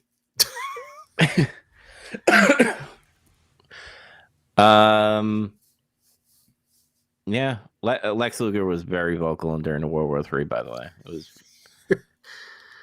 he did a lot. He was being vocal in his selling. He was putting people in torture racks for almost a minute. He was trying to get a high five and was getting fucking left hanging. Mm-hmm. Okay, so next, getting some color. We're gonna do this fucking live. I'm gonna ask you: do you want to do triple of the Monday Night Wars, the 27th of November, December 4th, and December 11th? Do you want to just do those 3? Yeah, I think that was our plan, was to do the triple Raw Nitro, Mm-hmm. as I call it. Triple Raw Nitro mainline. Like your Yeah, mainline of Raw Nitrous. yeah, because then we'll have the go home show for In Your House 5, and we could set up for the next episode after that. Yeah, we'll have just like a couple shows left after that, and we'll finish it. Yep, and then we're going to 96, where things get interesting. But we got to do our end of year 95 show too. Yep, and we also got to say who won November. Yeah, we got to do our little war journal deal. Yep. All right. Well, until next time, everybody, you could always catch Getting Some Color on Big Trouble Media's YouTube. So remember to like and subscribe to our channel and comment. Tell us what your favorite match was, and tell us what your favorite promo or, shitty match and shitty promo. We like to hear everything here. But until next time, everybody, remember to get some color. Peace. See you, brother. Happen. And whether Bill Goldberg, let me tell you something about Bill Goldberg. Everybody talks about Bill Goldberg. Well, there's one guy that can beat Bill